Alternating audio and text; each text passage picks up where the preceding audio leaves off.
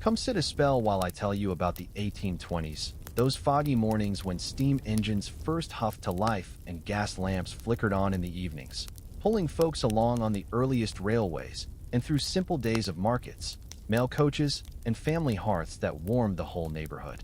We'll wander past horse-drawn carts rattling over cobblestones, church bells calling everyone to prayer, and the quiet thrill of letters arriving from far off. All those little things that made life steady and full back then. It's just good to remember how the world opened up slow and sure, one whistle at a time. Now, let's settle into those mornings of the 1820s, when the world woke slow and sure, tied close to the land and the rhythm of the sun climbing over the fields. No clocks bossing folks around, but the rooster's call sharp from the fence post, and the first light slipping through cracks in the shutters. You'd hear it first in the quiet house, that steady crow cutting the mist outside, pulling you from sleep under a quilt patched from old skirts and shirts, the straw in the ticking mattress rustling soft as you shifted and stretched arms stiff from yesterday's work in the yard or the shed. No rushing then, just a moment to lie there listening to the hens stirring below, the pump handle creaking, maybe from father already out drawing water, and you'd swing your legs over the side of the bed frame, bare feet hitting the cold plank floor that groaned under weight, toes curling against the chill while you reached for the candle stub on the nail by the wall, striking flint on steel till a spark caught the tinder and flame bloomed yellow in the glass holder. That little light pushed back the dark corners of the room, flickering on the whitewash, peeling gentle here and there, and you'd carry it careful down the narrow stairs, wax dripping hot onto your knuckles if you held it wrong, the smell of it sharp and clean mixing with wood smoke drifting up from the kitchen grate where embers glowed dull red overnight. Mother would be there already most days, skirts tucked back as she knelt by the hearth hooking the iron pot onto the crane with a pothook bent from old nails, the fire waking hungry under her bellows puff, coals popping soft as she added split logs from the stack by the door, flames licking up blue at first, then steady orange. Porridge simmered in that pot, oats she'd soaked overnight in wooden bowls now bubbling thick with water from the well, a splash of milk if the cow gave plenty that dawn, and buttermilk soured just right from yesterday's churning, stirred slow with a wooden spoon whittled smooth from ash. The family gathered round the table then, scrubbed daily with sand and a rag wet from the bucket, stools scraping as father sat at the head with his pipe unlit for now, bowls clunking down plain earthenware glazed rough inside, spoons of horn or pewter dipping in for that first warm bite, sliding down easy, sticking to ribs against the damp air, seeping through chinks in the walls. Talk stayed light over those bowls, plans for the market or the plow, children wiping chins on sleeves while the radio wait no such thing then, just maybe a neighbor's voice calling faint across the hedge, and when bowls scraped clean you'd rise to the basin stand by the window, tin pan catching drips from the ewer filled cold at the pump. Water poured splash by splash over hands and face, shocking sharp from the stone trough outside. A lump of lye soap rough on the skin rubbed between palms till suds foamed thin, then cloth of coarse linen scrubbing neck and arms, where dirt gathered from sleep sweat, rinsing under the flow till skin pinked and tight. Father took his turn there too, straight razor stropped on leather hung from a peg, mirror tilted to morning light as he lathered jaw with soft soap from a mug, blade scraping close over stubble grown thick overnight, nicking sometimes, but drawing no more than a bead of blood wiped quick, leaving him smooth and steady for the day ahead. Drying off felt like shedding the night proper, cloth padding rough till you tingled awake full, and then to the boots by the door, heavy leather soled thick for mud lanes, tongue stiff from yesterday's polish of tallow mixed with lampblack, tugged on over wool stockings darn tight at heels, laces pulled firm through iron eyes with a double knot that held through puddles. Those boots creaked standing, weight settling as you stamped soles on the stone slab, ready now to step through the door into the yard, where dew hung heavy on the grass and chickens pecked eager at scattered grain from your apron pocket, the pump handle primed with a bucket slosh to draw more water clear and cold for the day's needs. Gate swung on leather hinges greased with fat, rusty squeak familiar as breath, and out beyond the paling fence the world opened foggy and fresh, horses nickering in the stable for their mash, milk pails swinging as you headed to the cow tied in her stall, her warm flank pressing close while udders filled the tin with foam that steamed in the air. Chores flowed natural from there. Axe biting into logs for the evening fire, scythe hooking grass for fodder if summer lingered, all before the sun burned off the mist and town bells tolled faint from the steeple mile away, pulling you towards streets alive with carts and voices. It was a morning built on hands and habits handed down. No waste in the motions, each one tying you tighter to the place and the people round you, leaving you full and grounded as the day unfolded steady one step at a time. That rooster crow still echoes in my head some dawns, reminding how simple starts held everything you needed.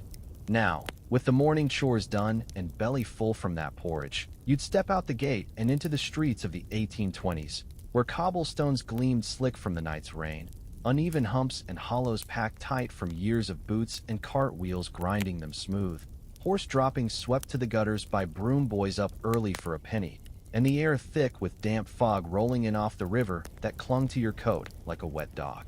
Feet clicked steady over those stones, boots thudding dull or clogs clattering sharp if you worked the docks, the sound bouncing off close walls of brick houses leaning in shoulder to shoulder, windows shuttered still, but smoke starting to curl lazy from chimneys as families stirred inside, and you'd weave past the first folk out, maids with pails balanced on yokes heading to the standpipe, their skirts brushing hems muddy already.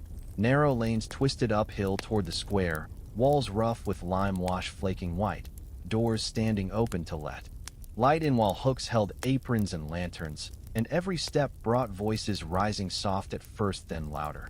Neighbors calling good morning over fences low enough to lean on, sharing word of a sick cow or bargain wool at market. Those cobblestones held the feel of the town in them, worn round by generations passing the same way, slippery in frost, but gripping sure in dry spells. And you'd watch your footing round the middens pushed aside where night soil men had carted loads to the fields before dawn, the faint tang mixing with baking bread wafting hot from ovens fired up behind shops. Then came the mail coach horn, sharp and winding low from down the hill, blowing urgent as the team thundered in changing horses at the King's Head Inn, mud flying from iron-rimmed wheels deep in ruts worn a foot across, the guard in his greatcoat cracking whip over 4 bays sweating steam in the chill, passengers huddled inside with rugs over knees peering out at familiar faces waving from doorsteps. That coach pulled up short in a rattle of harness chains, ostler unhitching swift to lead fresh mounts from the stable yard reeking hay and manure, while the guard tossed down bags heavy with letters tied red string, postmarks smudged from ports far off like Liverpool or Bristol, folks crowding close with their own packets to send, a shilling for the inland rate handed over quick.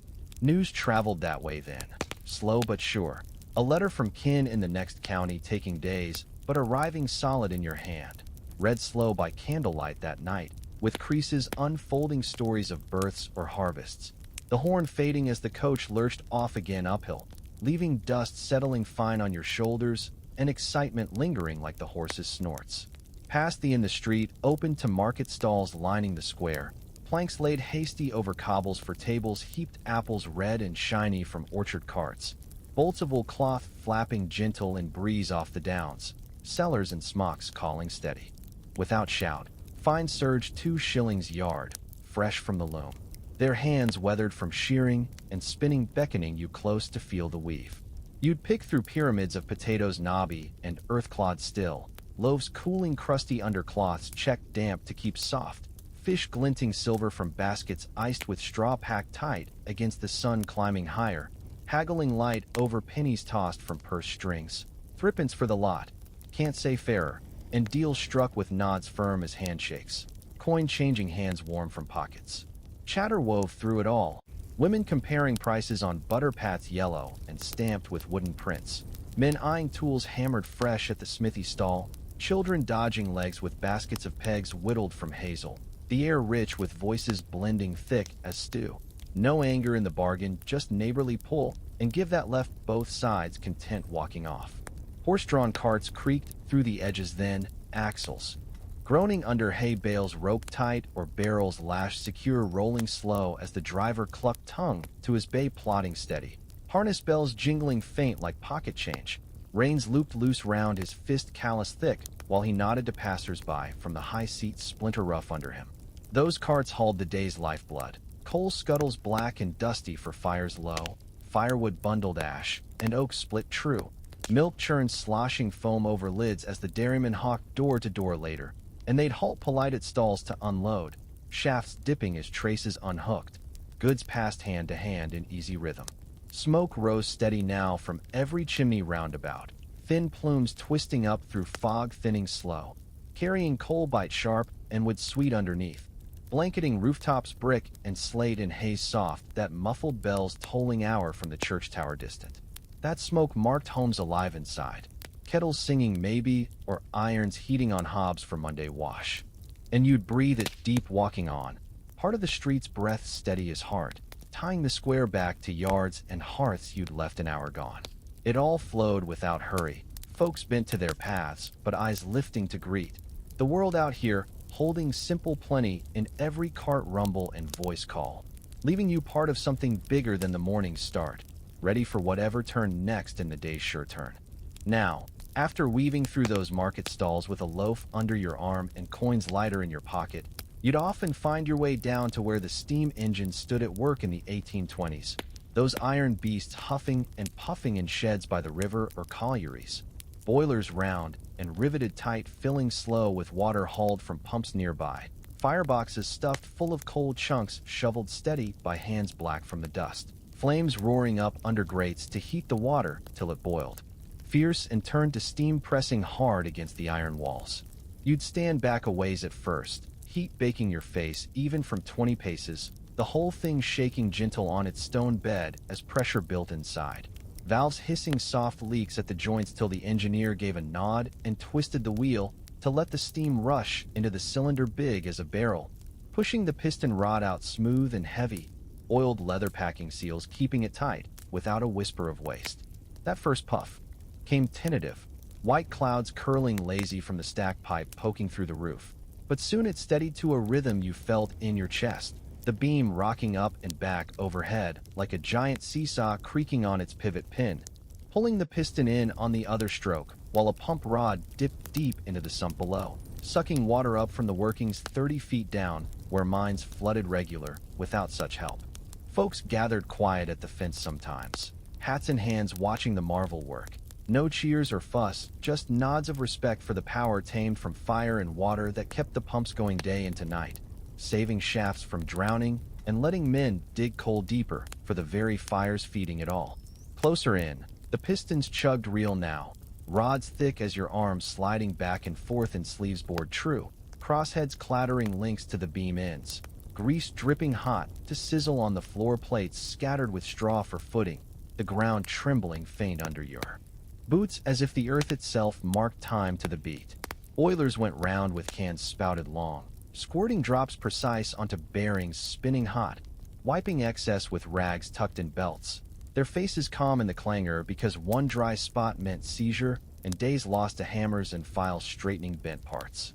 That steady chug drove everything then. Beam hauling pumps or linked to wheels turning shafting that belted over to stamps pounding or bellows blasting forges. Changing work from backs bent all day to machines taking the strain, though hands still fed and watched close, knowing steam unforgiving if gauges crept past the red mark painted careful on the glass. Whistles pierced the fog sharp some mornings, steam blasting sudden from a bent pipe fitted with a wooden tongue vibrating shrill, calling shifts to start or warning wagons backing close on the yard tracks, the note carrying half a mile to rouse sleepers in row houses hugging the works fence.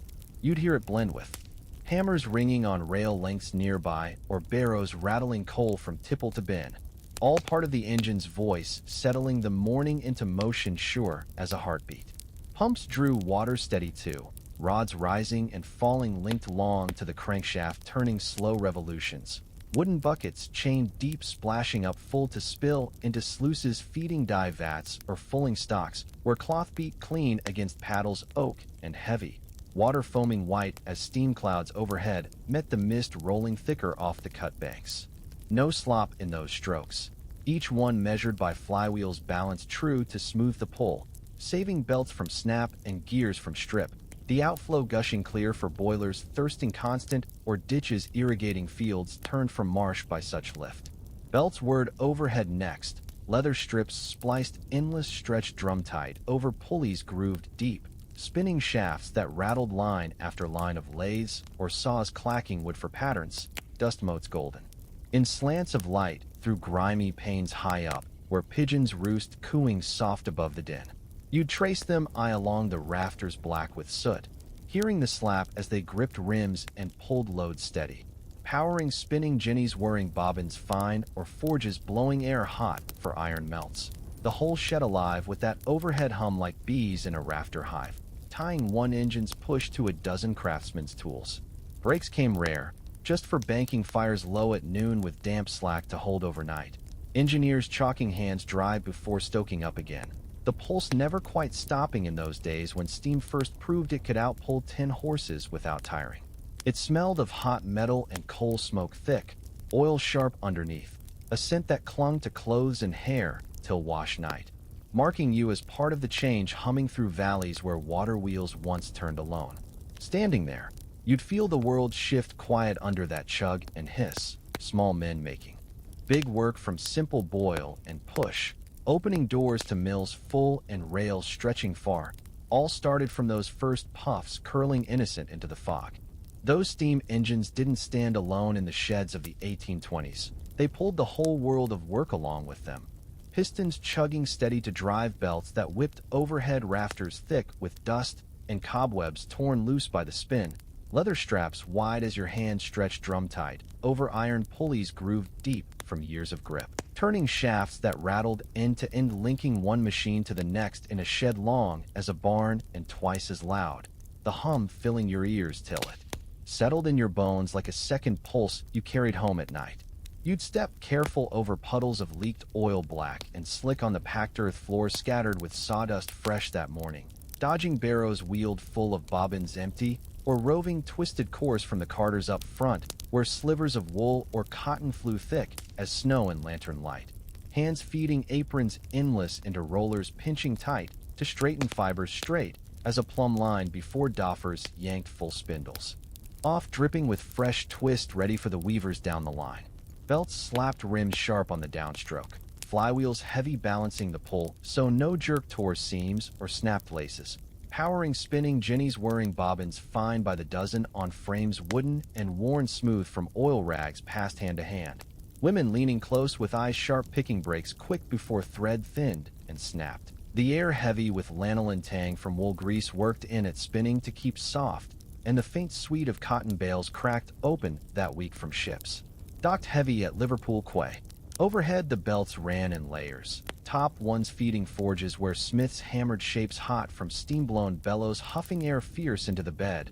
Coals glowing cherry red under iron bars pulled glowing from the heart. Sparks showering boots patched thick with leather scraps, while hammers rang anvil true shaping cranks or wheels for the engines themselves. Sweat cutting trails through soot on faces. Bent steady to the blow. Down below, belts snaked to pumps stroking deep into sumps where dye vats bubbled colors fierce boiled from roots and bark hauled wet from hedgerows. Cloth lengths fullered in stock's wooden paddles thumping rhythm to beat clean and shrink tight before drying on tinter frames hooked round edges in fields fenced against sheep. The outflow splashing channels cut stone-lined to carry waste harmless to the river bend. No room for dawdle in that shed. Shifts called sharp by the steam whistle piercing high at dawn and dusk. Lanterns trimmed wick short to save oil, trimmed fresh each turn by boys with shears snipping char black. Light pooling yellow on gauges brass polished where needles crept slow past marks scratched careful for safe run. Engineers chalking notes on slates hung by the door tallying strokes per hour to prove the haul. Folks worked close there. Voices lost in the whir, but hands signaling quick across frames. A nod to pass slack or thumb up for tension. Right? Ties that held through long days bent double under rafters low enough to brush your cap brim if you straightened wrong. Backs aching same as field work, but hands quicker from the pace machine set relentless without sun to call quit. Breaks came short at noon. Hunkering on crates with bread thick sliced and cheese from market rind hard. Mugs of small beer drawn cool from barrels shaded out back against the wall. Talk turning to kin in other sheds, or news from the latest paper smudged fresh, that morning inked by presses nearby, clanking type, wet on damp sheets. Afternoons built hotter, belts sagging faint till oiled again to sing true. dust thickening till coughs cleared throats raw and eyes stung watering. But output piled steady at the doors, bolts of surge or fustian stacked for carts waiting patient with horses stamping flies away, bound for shops in town or ships loading holds deep for trade across the water. It changed hands from home hearths where spinning wheels turned. Slow by firelight to this steady drive. Mothers and daughters threading flyers now by whistle not whim. Cloth finer and yards longer for the same coal shoveled steady. Opening markets far as London streets or colonies calling loud. Smoke belched thicker from stacks as sun dipped low, mixing with fog off the cut to blanket sheds and haze soft that muffled the belts to a drone you dreamed on. Marking end of shift with one last check of hitches before gates swung wide and feet turned homeward over cobbles familiar. That were stayed with you. Proof small fires boiled big change. Tying valley works to world harbors one belt slap at a time. Steady as breath in the sheds where men and iron learned to pull together. Now, let's ease on down to those gas lamps flickering to life in the 1820s evenings, when the lamplighter made his rounds with a long pole hooked at the end, tipping his hat to folks on doorsteps as he swung up ladders leaned against iron posts 8 feet tall and bolted firm into the pavement.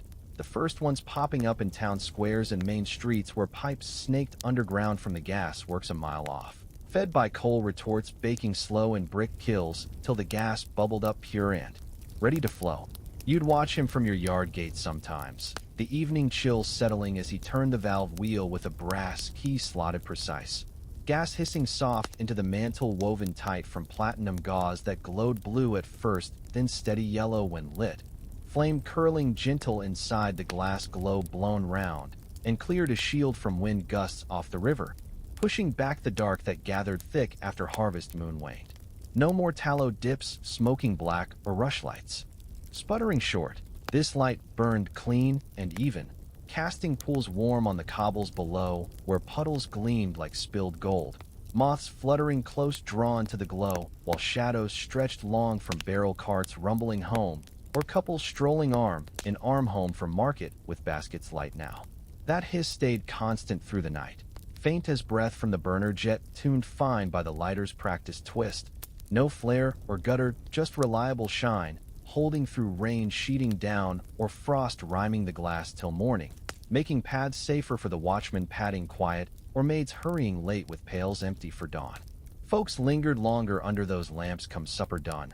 Benches set out by inns or steps scrubbed white, where talk flowed easy on prices or weather. The lights soft on faces lined from field or forge, but eased now in the circle. Children chasing hoops till called in sharp, while the glow spilled across shop fronts shuttered tight, with bolts drawn. Heavy. Shadows played long across those fronts then, lamp posts throwing dark shapes that danced faint when breeze swayed branches overhead. Folks passing with nods and goodnights, skirts brushing hems or coats flapping open to the damp, the steady light holding true against gusts whistling down lanes narrow and bent. No fear in walking those pools of yellow strung like beads along the high street. Gates clicking shut behind you as hedges rustled dry, the hiss blending with crickets chirp or dogs bark distant, turning nights from black void to path marked friendly step by step.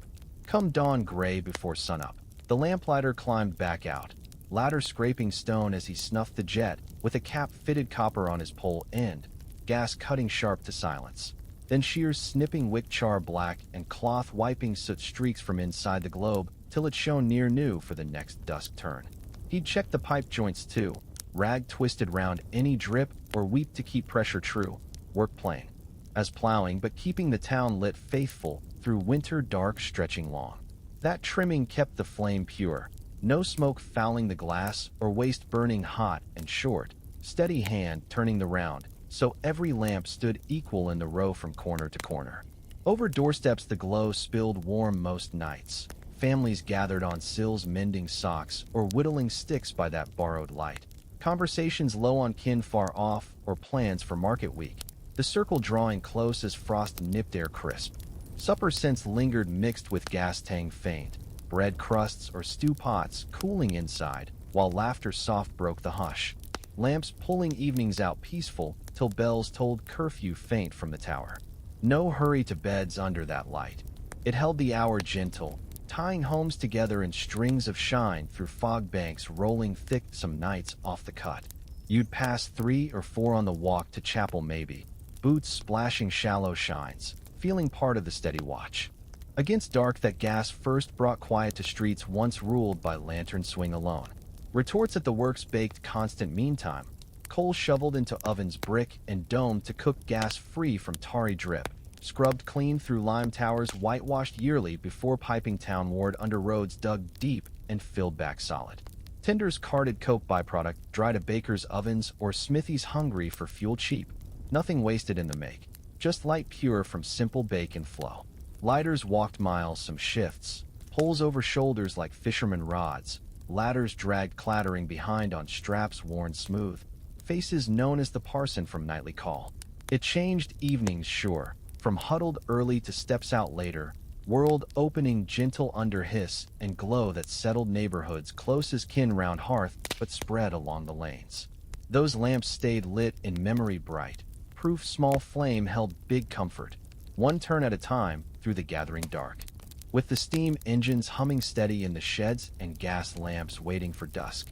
Let's turn to those first railways cutting through the fog of the 1820s, iron tracks laid down straight and true across fields turned from plow to path. Teams of navvies swinging hammers heavy all day long under foreman's watch. Spikes driven deep into sleepers hewn from oak trunks felled fresh in copses nearby. Rails rolled hot at forges miles off hauled by wagon teams, snorting steam and harness till ballasted. Firm with gravel shoveled from cuts dug parallel to level the grade.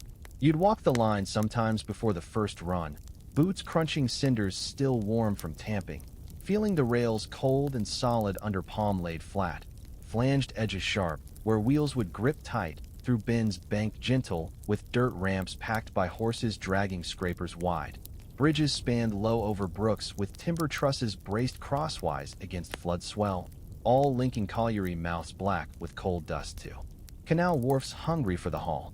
No fuss in the laying, just steady pick and shovel through clay heavy as potter's wheel. Drains ditched alongside to suck wet away before it softened the bed.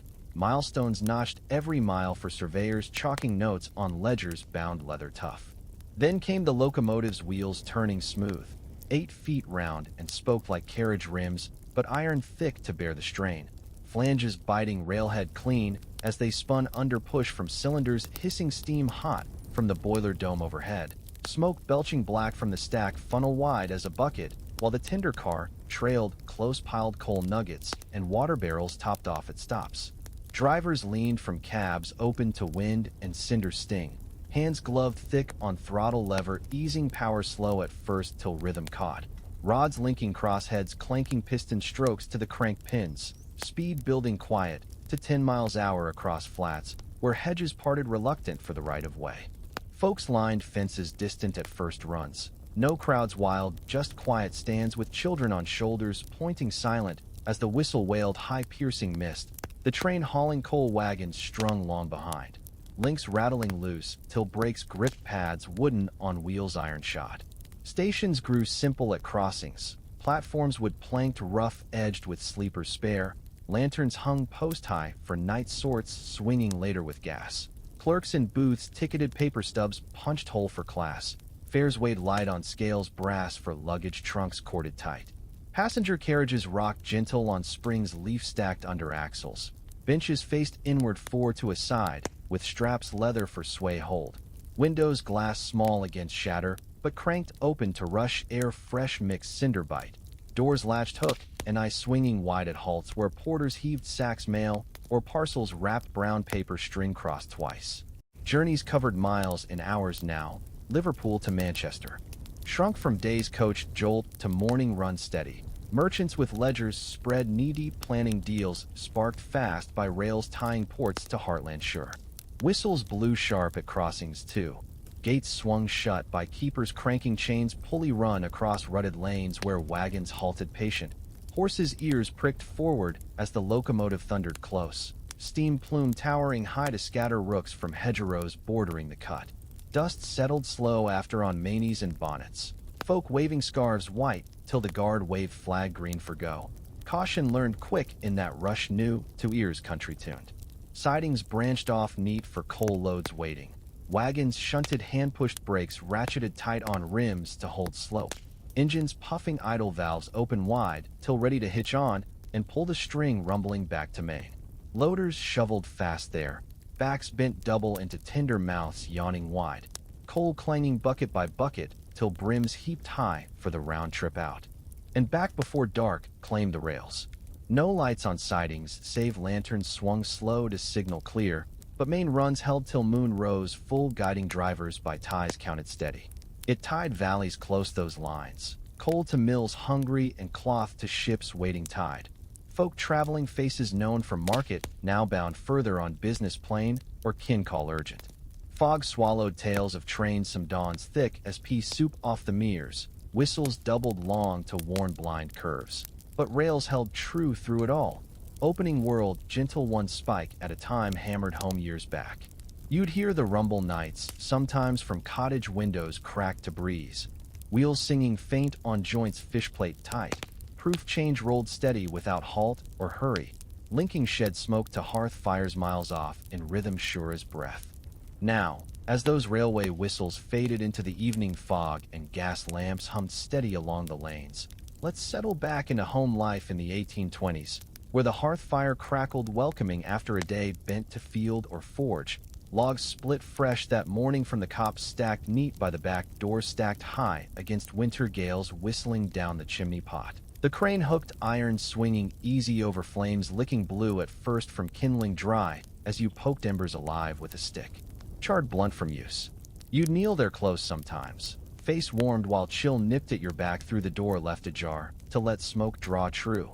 Kettle brass-handled singing faint as water bubbled slow inside for tea, steeped strong from leaves bought loose at market or stew pots hung heavy with mutton bones simmered tender from the week's joint.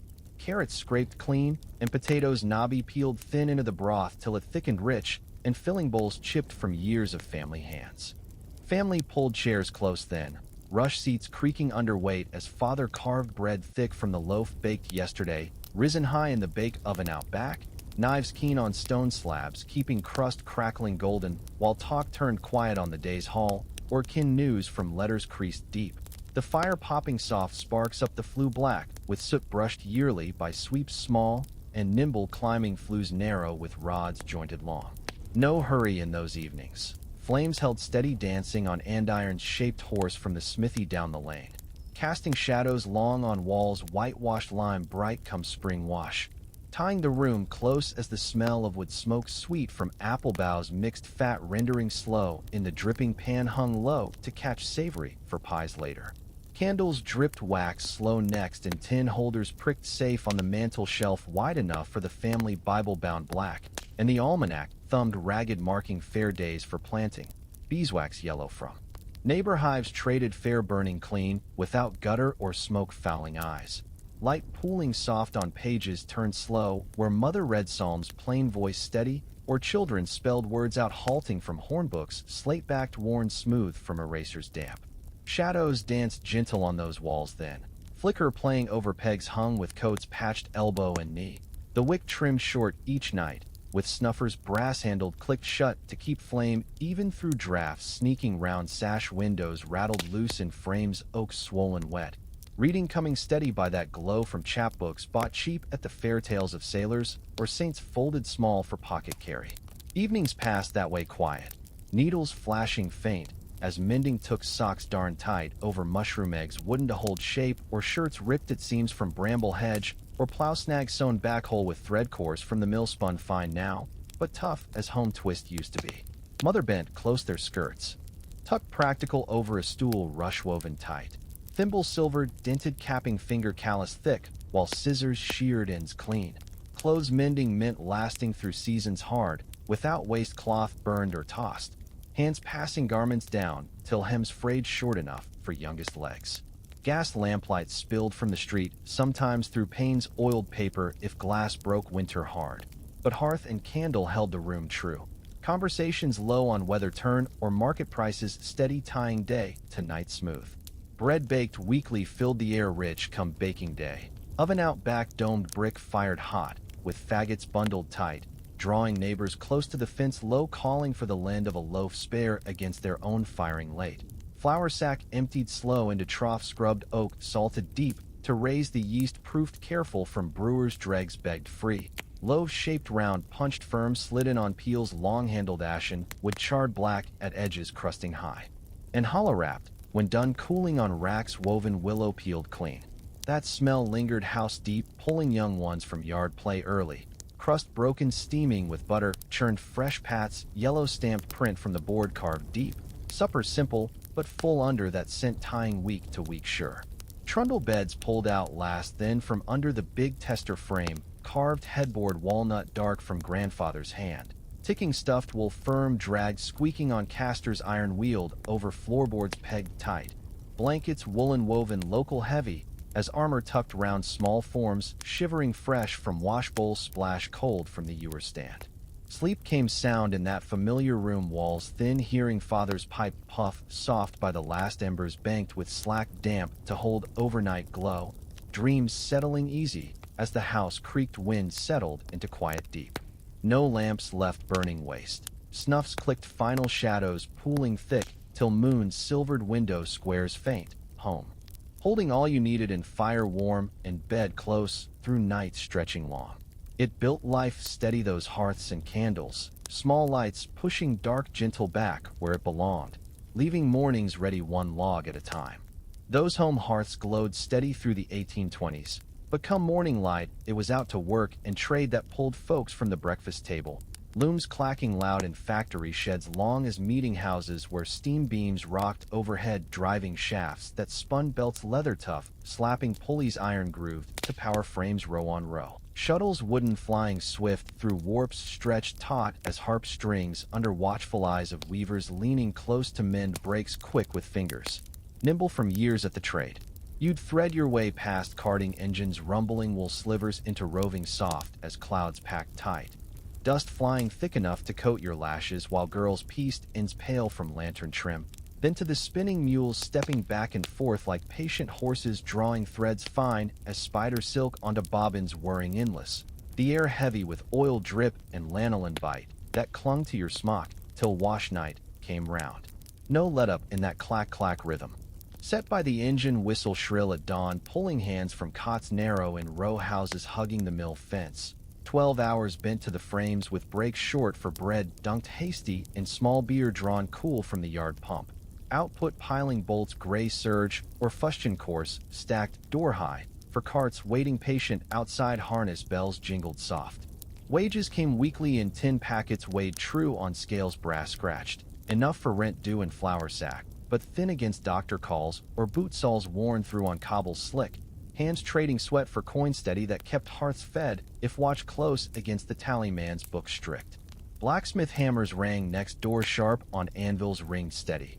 Forges blown hot by bellows steam-fed puffing air fierce into coal beds glowing cherry under iron bars pulled tongue long to shape horseshoes curved true or plowshares pointed keen for clay fields heavy after rain. Sparks showering bright as stars fallen to earth dancing on leather. Aprons scarred deep while the smith wiped brow on sleeve, soot black calling orders plain for axle pins or chain links forged round without flaw. Sparks hissed dying in sand troughs raked fresh each dawn. Hammers swinging true from shoulders broad tuned to the ring high, then low as metal cooled hammered thin. Repairs keeping carts roadworthy and tools field sharp, without which trade halted cold. Folks brought broken gates or scythe hooks laid across saddles plodding slow. Coin changing warm hands for work solid that lasted seasons through without bend or snap. Canal boats pulled steady meantime along cut straight as rules dug deep through meadows turned from grass to water highway. Barges low loaded with bricks fired red and clamps clamp built or grain sacks burlap rough lashed tight against sway inching mile by mile under polemans push long ash shafts biting mud firm on the bed. Towpaths worn grassless by mule teams plodding harness cheap where water deep allowed. Water slapped hulls. Oak plank gentle as drivers clucked tongue steady. Locks cranked slow by women turning windlass bars thick as wrists to lift gates sluice weeping till levels matched and boats slipped through dripping weed. trade flowing sure to ports hungry for upland albeit lime white for mortar or timber squared for ship knees. No rush in that pole rhythm tied to horse plod or windlass creak. Captains nodding from tillers high-eyed over loads calling fare tolls chalked gateside for the cut, keepers ledger-bound. Printers ink pressed damp next in shops narrow by the square. Devil boys ink type forms galleys set careful chasing letters leaden into pages tight. Presses wooden creaking lever down heavy to stamp new sheets broadside, wet with prices grain or wool, and word of railways snaking new through counties green. Ink sharp on nostrils fresh from vats boiled black mixing with paper pulp damp stacked quires high against the wall. Compositors picked letters swift from cases sloped left-right. Upper lower, setting lines justified even for the run chasing galleys to bed stone flat under friskets clean. Sheets hung lines to dry before folding square for Hawking Street corners penny each. Papers spread talk far now of engines puff and cloth miles spun, tying shed to market quick. Market day weigh-ins closed the round scales brassband balancing, wool fleeces greasy heavy, as the merchant's thumb pressed subtle till beams swung true level-eyed. Hands shook firm on deals struck, plain over pennies sorted bright from purses leather-worn soft sealing bargains on fleeces, sheared clean or hides tanned supple for saddles bound. Stalls heaped under canvas sagged rain-wet pitched hasty dawn early. Voices calling steady, without shout on butter pats firm or eggs nested straw clean. Trust built season over season in nods sure as scales true. Trade held the world, turning those looms and hammers. Canals and presses linking hearth effort to coin pocket deep, steady as the morning's pull without, which nights grew long and cold. As work whistles faded into evening hush and families gathered round hearth glow in the 1820s, church bells told evensong deep from steeples stone-built, standing tall over rooftops slate gray. Tones rolling slow across valleys misty calling hands from supper tables or yard shores to pews worn smooth from generations kneeling steady. The sound pulling you up lanes narrow where lamps flickered first soft against gathering dark. You'd walk those paths familiar boots, crunching gravel fine raked fresh that week by sexton hands callous thick, air crisp with dew settling hedges trimmed close to the fence line. Doors standing open welcoming as families filed and nodding quiet to neighbors settled already on benches oiled dark from elbow lean. No grand show in worship then. Parson in black wool robe climbed the pulpit oak-carved high voice plain reading scripture from the book leather-bound chained safe against theft. Psalms rolling steady on mercy and toil, tying weak-worn souls to rest. Promised come the end. Congregation murmuring amen soft heads bowed over knuckles rough from loom or plow. Candles guttered low on altar rails brass polished yearly catching light on chalice silver dinted from old wars. Organ pump wheezing faint under fingers pressing keys, ivory worn yellow if the box stood filled. Hymns sung true voices blending farm thick without quiver. Settling spirits quiet as the last note hung in rafters beamed stout against wind shake. Bells tolled again after marking close, slow peals fading valley long. Folks spilling out arm in arm, talk low on sermon points, or kin health steady now under God's watch plane. Fiddles scraped lively next at the inn parlor down the lane main where beams low-brushed cap brims careless. Mugs earthenware clinking foam-headed ale drawn cool from barrels oak-hooped, set deep in sand floors swept clean of sawdust fresh. Dancers stamping boards scrubbed white skirts, swirling woolen homespun round legs sturdy from field stride. No wild nights there. Jigs stepped sure feet knowing patterns handed father to son, heel toes simple as breath. Laughter breaking warm over spills mopped hasty with rags tucked bar rail. Landlord pouring steady measures fair, without short change, eyes meeting over rims thick. Ale warmed innards against damp seeping walls lime-washed pale. Talk turning harvest tallies, or rail news snaking near tying shed to port quick. Evenings easing week's bend without quarrel or brawl watchmen nodding from doorpost. Stories round the fire followed home, or stayed late, carved pipe stems whittled hazel smooth by grandfather hands steady puffing tobacco leaf course from garden patch sun-dried hung rafter long. Tales spilling slow of old ships creaking channel gray or highwaymen bold road held long years back before constables rode post swift. Young ears leaned close flames licking log ends fresh split, ash popping soft sparks up chimney wide. shadows playing faces earnest, drinking words plain as milk mourned fresh. Memories passed quiet like tools mended true, handed next hand without fanfare. No books needed those yarns. Voice held them true season over season warming as stew pot hung low. Gaslit walks home wound gentle, then lamps strung beads, yellow guiding hedgerows dew heavy, where crickets chirped steady underfoot. Air nipping cheeks flushed from in mirth boots, splashing puddles, shallow shining moon round. Gates clicked shut behind hands firm on latches iron forged simple. Dogs greeting low tails wagging fence met. Nights ending safe wrapped in day's close without fear street dark held at bay. Prayers before bed knelt last floorboards creaking knees hitting wool rug patched tight from mill ends saved careful. Hands folded plain over book open psalm marked voice murmuring thanks low for bread earned and kin whole through trials steam and rail brought steady. Amen settled soft house deep embers banked slack damp holding glow faint till cock crow pulled dawn new. Peace coming sure as breath. Drawn even in cots trundled close. Gatherings tied loose ends those evenings church and hearth prayer blending toil sweet under bells and fiddle bow. World small but full leaning neighbor close through fog banks rolling thick off river bend. No rush in that close. Bells called true and steps followed, sure leaving mornings rested one toll at a time. Those evening bells and fiddle bows faded soft into the night hush of the 1820s. But come next morning the world stirred fresh with hearth embers poked alive and boots laced tight, for another round of simple days holding steady through steam change and rail rumble. Families rising to routines tied close as the quilt edges tucked neat. No grand shifts in the fields or yards where hands knew every furrow and fence post worn smooth from years of lean and mend. You'd step out the door creaking hinge oiled with fat drippings saved careful, yard gates swinging rusty, but sure onto paths packed hard from footfall constant. Chickens scratching dirt under the pump house, eaves clucking eager for grain scattered loose from your apron pocket, tied round waist with string frayed, but holding. The pump handle primed wet from last night's bucket slosh drawing water clear, and cold splashing tin basin full for wash stands inside, where faces scrubbed rough with lye. Soap lump hard as river pebble. Dew hung. Heavy on grass verges bordering the paling fence low enough to hop if young legs called for shortcut to the meadow. Cows lowing faint from the byre, where milk pails swung foam-topped, carried steady shoulder-yoked, homeward steaming warm against chill air, nipping cheeks, flushed from bed warmth. Stalls mucked clean, with forked tines pronged wide pitching straw yellow and manure damp, to heaps steaming slow, for garden spread come spring thaw. No clocks bossed the hour then.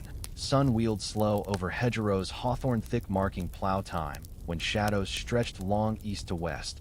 Horses harnessed collar padded pulling sulky light over clay, turned deep by rains winter long. Rains looped fist calloused clucking tongue steady, to turn furrow true without drift or bulk. Sides hooked grass fodder, swishing rhythm knee deep, for hayricks built cone tight, thatched reed against wet spell sudden. Fences mended next where gaps showed sheep wool snagged white on stakes split, oak driven mallet deep, wire.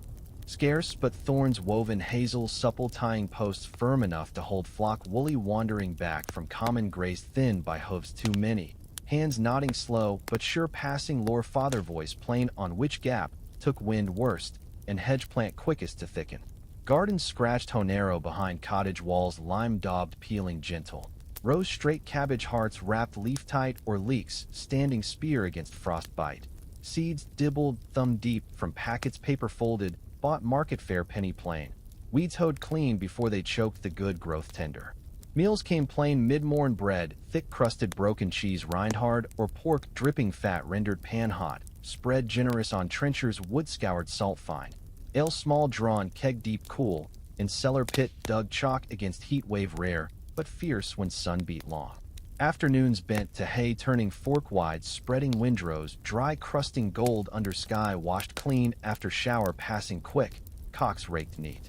Cock's foot sweet stored barn loft rafter hung against mouse nibble or damp, rot seeping thatch hole. Neighbors called over fences low shouts plain on shared bailiff rounds or tithe due parson led. Hands gripped firm passing tools mended share sharp or billhook keen without grudge or slight. Trust thick as cream skimmed morn fresh tying yard to yard mile upon mile. Evenings drew chores close milking stool three-legged tipped under udder warm swinging pale brimful foam settling slow. Butter churn dasher oak staff rising falling dash dash till yellow pats stamped board print firm for market stall tomorrow heaped high.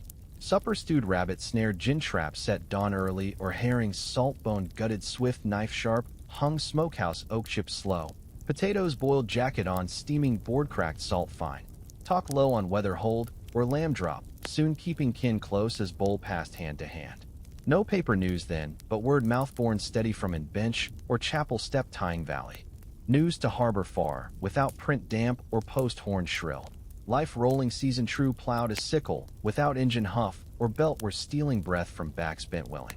Winter's shortened days log split, axe biting birch sweet stacked porch deep against gale whistle chimney throat. Candles dipped rushwick tallow thick burning steady table round for mending net mend or sock heel turned wool thick. Tail spun firefront grandfather pipe, puffing leaf garden cured slow, drawing young eyes flame lit earnest.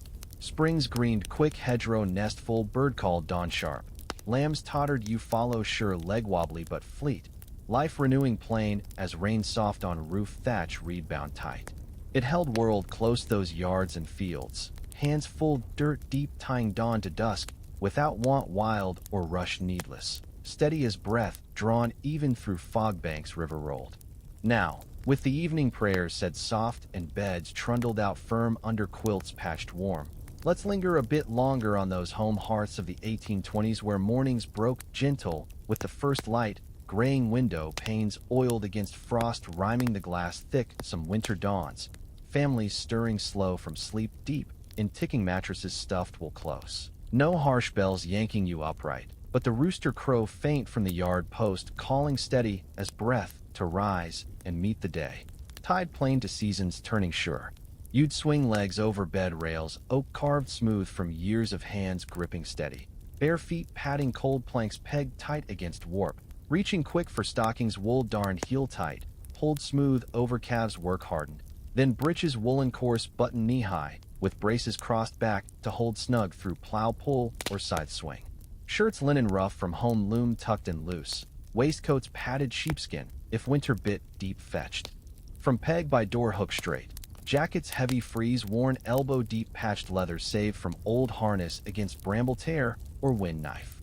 No mirrors grand but tin plate hung nail polished daily catching face rough, shaved straight razor, keen stropped leather long on boots sole black tallow thick. Lather soft soap mug stirred brush chin, close blade scraping stubble overnight grown thick, leaving skin taut and clean for the chill out. Mother tied apron strings flower dusted round waist skirts tucked practical, kerchief linen crossed bosom against ash smudge from hearth rake. Hairpin tight comb horn carved, holding stray locks back from porridge stir or bread knead fist deep in trough oak salted clean. Breakfast came plain over the scrubbed table sand fine. Porridge oats simmered crane hung bubbling thick with milk fresh pale foamed, if cow gave plenty or water well drawn clear against thin times. Spoons horn dipped scraping bowls deep wooden, turned lathe true, bread loaf broken. Crust outward yellow butter pats, churned dasher firm stamped wooden print, shared knife round. Talk stayed low plans field bound or market call. Children wiping mouth sleeve clean sent yard early to scatter mash corn cracked for hens cluck eager or fetch sticks kindling dry from copse edge against wet spell sudden. Hearth fires crackled, then poked alive bellows puff coaxing embers red to flame birch sweet logs split axe true stacked porch deep fetched arm quick. Kettle swung hook black steaming tea leaf loose steeped pot brown or small beer keg drawn cool cellar pit shaded chalk against sun beat rare but fierce summer long. No waste in mornings those. Ash sifted fine hearth raked spread garden road a sweetened clay heavy rain bound. Pot scoured ash dry, sand fine hung wall pegs neat waiting stew fill or water haul pump handle primed bucket slosh cold shocking basin tin for hands face scrubbed flannel rough, lie lump foamed thin rinsed clear. Washing stood simple ewer poured jug over. Neck arms pink tight cloth linen coarse padding dry against goose flesh chill. No tubs deep save Saturday night splash wooden hooped set yard drain against slop waste. Father donned cap wool knit tight against dew head high. Boots laced leather stiff beeswax polished tugged, wool sock smooth stamped hearth dry sole grip mud lane sure. Children mirrored small smocks, hem-short bramble-free clogs, wood-peg, iron-tip, clatter-cobbled, ready chore light. Stepping yard gate, rusty hinge squeak, chickens dodged, eager beaks, grain-tossed apron loose. Pump gurgled, handle up, water arc, clear splashing, pale brim, foam settling for house need, or stock trough, oak-bound green algae, scraped, weakly knife-sharp. Horses nickered, stall deep, mash barley, sweetened, bran fine, harness collar padded, fetched harness room, poke straight against mouse nibble. Cows load, byre milk, stool tipped, pale swing, foam warm, carried steady shoulder yoke, home steam chill against cheek flush. Fields called next furrow straight. Plowshare keen, ox team slow, or horse sulky light, reins fist loop, cluck tongue, turning clay deep, rain turned rich black under boot print sure. Gardens hoed, row narrow, cabbage heart wrapped, leeks, spear firm weeds, pulled root deep, dibble seed, thumb press, earth close against frostbite hedge nip. Neighbors nodded, fence lean, low hawthorn thick, shout plain, shared bailiff round, or tithe parson led hand grip, toolman billhook, keen share sharp, without grudge slight. Meals mid-morn, bread, cheese, rind, ale small, filled belly steady against noon bend back aching, but willing plow line, true shadow wheel, sun high mark. Afternoons, hay turn, fork wide, windrow dry, rake neat, cockfoot, sweet barn loft, rafter hung, mouse net, men tight, damp rot shun. Winters, log axe, birch pop, stack, porch gale, chimney whistle, candle dip, rush wick, tallow burn, tableman, sock heel, wool thick, tail, fire, grandfather, pipe puff, leaf garden, cure draw, ironist, flamelit. Springs, lamb totter, ewe leg, fleet, hedge nest, bird dawn life. Renew, rain roof, reed thatch tight. Homes held steady, those routines, hand dirt, deep dawn dusk tie, without engine huff, belt steel breath, back bent, true season, wheel breath, even fog river roll. Let's settle in for a long, gentle telling of a full episode from those foggy, quietly moving years of the 1820s, letting the hours meander as they did in the days and nights of ordinary folk. Each little moment falling one after another without much fuss, just honest living from sunup to after dark. It always started with the light just breaking in from behind the downs, filtering through the thin, greased paper pane, or maybe glass if it wasn't cracked from winter's hard freeze. The rooster's voice, bold and insistent, would leak through the thick cottage walls before the rest of the world found its feet. Down the short hall and creaking stairs, you'd hear the steady sound of a mother's hand working at the fire, tending the embers she'd banked good and careful the night before, coaxing them alive for days' bread and porridge. Children would stumble out, bare feet ready for the shock of cold floors rubbed clean only the night before with sandy rags, faces still soft and round, eyes blinking against the pale light. Breakfast might not have been a feast, but it was honest and warming. Oats bubbling slow above the flames, a drip of milk if luck and the cow allowed it. Maybe even a heel of yesterday's loaf firmly torn and lightly softened in the porridge. The world outside was all damp and promise, the grass heavy with dew, the smells, earth, smoke, a hint of wood and moss, old stone and home, drifting in the open door. Soon enough, the yard would draw its share of feet, boots laced up and creaking, leather worked soft by beeswax, and clogs, if the day led to hard ground or muck. The young ones would spill grain for the hens, scatter scraps for kitchen pigs, and chase after the thin, wayward cats patrolling the pump house roof. The pump, always cold in the hand, would sigh and slosh fresh water into the household's tin basin, echoing against the worn pump trough. Father, his hands smelling of lather and lye soap, would shave by the window with a steady eye, razor scraping away yesterday's bristle as he peeked up through the glass at the sky, reading whether to expect rain or a right streak of sunshine later. The men sometimes left early, heads bent under caps to keep the chill at bay, shoulders squared for the fields, the sheds, or sometimes the railway yards where the future was being noisily hammered out. The streets outside the gate held a lively jumble for market day. Horses snorted white and warm, buggies trundled in rattle and roll, and the cobbles, smooth some places, rough and ankle-turning in others, clattered under every step.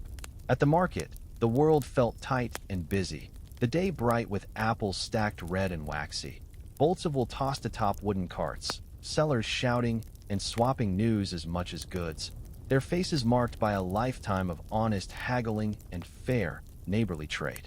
People grouped around the mail coach when it arrived, eyes hungry for letters and parcels marked with journeys longer than any one of them could make in a week on foot. Children darted between stalls, fingers sticky with apple peel and the flour dust from a baker's rough palm, while mothers counted out coins slow, making sure every farthing worked its due. There was an ever-present hum of work, never quite hurried but always moving. In the weaving sheds, the machines made their own music, a rhythm of belts whipping across the rafters, pulleys turning, the thumping of looms echoing off stone. The air would be thick, not only with the dust stirred up from wool and cotton, but with the faint spicy smell of oil splashed on bearings. Faces, even those young and bright, wore a serious look as hands darted to fix broken threads or tie off bobbins. Breaks came by the bell or whistle, and meals eaten standing or perched on crates were plain but filling, a thick wedge of cheese, black bread, and sometimes leftover rabbit pie if the previous night's catch was kind. Not far from the sheds, the blacksmith shop rang with its own steady truth, the clang of hammer on anvil, the roar of the forge as air was blasted by bellows fed with the latest coal from the mine. Sparks leapt out, dancing for a moment before dying on the packed dirt. The smith, an anchor of any village, worked iron shoes for horses, fixed the village gates, and sharpened the sides for the coming cutting. Neighbors would stop by, swap news, hold out broken bits, always with quick thanks and a bit of coin as due. The railway yards, still so new that their lines posed questions and possibilities, had their own story. Tracks laid straight and true, hammered into ties that men had spent weeks cutting and shaping, stretched between the collieries, fields, and towns like the lines of a drawn map. Locomotives huffed and whistled, wheels spinning fast and then slow. The drivers practiced at the rhythm of power and caution, eyes sharp for the signals marked by the gatekeepers. The carriages, swaying with each turn, sometimes carried families in hopes of new work or merchants seeking fresh markets. Small boys would race along beside the trains, hoping for a wave or maybe, if fortune was good, a tossed orange or sweet slipped through an open window. Evenings spread gentle, the light slipping through church windows as bells called the town toward last prayers or supper. Some headed to the inn, laughter easy, as fiddles played and dancers stamped the worn boards. At home, the fires burned low, logs crackling as the day's stories were shared. Mothers mended shirts and socks by lamplight while fathers puffed pipes and remembered old days, talking through the soft haze of tobacco from the far end of the hearth. Bread was sliced, soup ladled, stories traded over the scrape of chairs and the clink of spoons. Children, only half listening, let their own dreams fill out tales of runaway dogs and harvest feasts, each memory stitched in simple words with the kind of warmth that comes from knowing you belong. Nights rolled in slow. Gas lamps hummed steady along the high street, and the streets softened under their yellow glow. A quiet would settle, doors barred, gates latched, dogs curled into their beds, and the cats prowling for one last scrap. In the stillness, you'd hear the distant rumble of trains or the breathy sigh of wind through the hedges, mixing with the gentle rise and fall of sleeping children and the tired murmurs of those ready to fold another page in their life's long story. Morning would come soon enough, and with it, another turning of all those reliable routines. Feeding hens, drawing water, greeting neighbors, tending fields and hearth, all without hurry or complaint, just the steady labor of hands that knew their place in the world.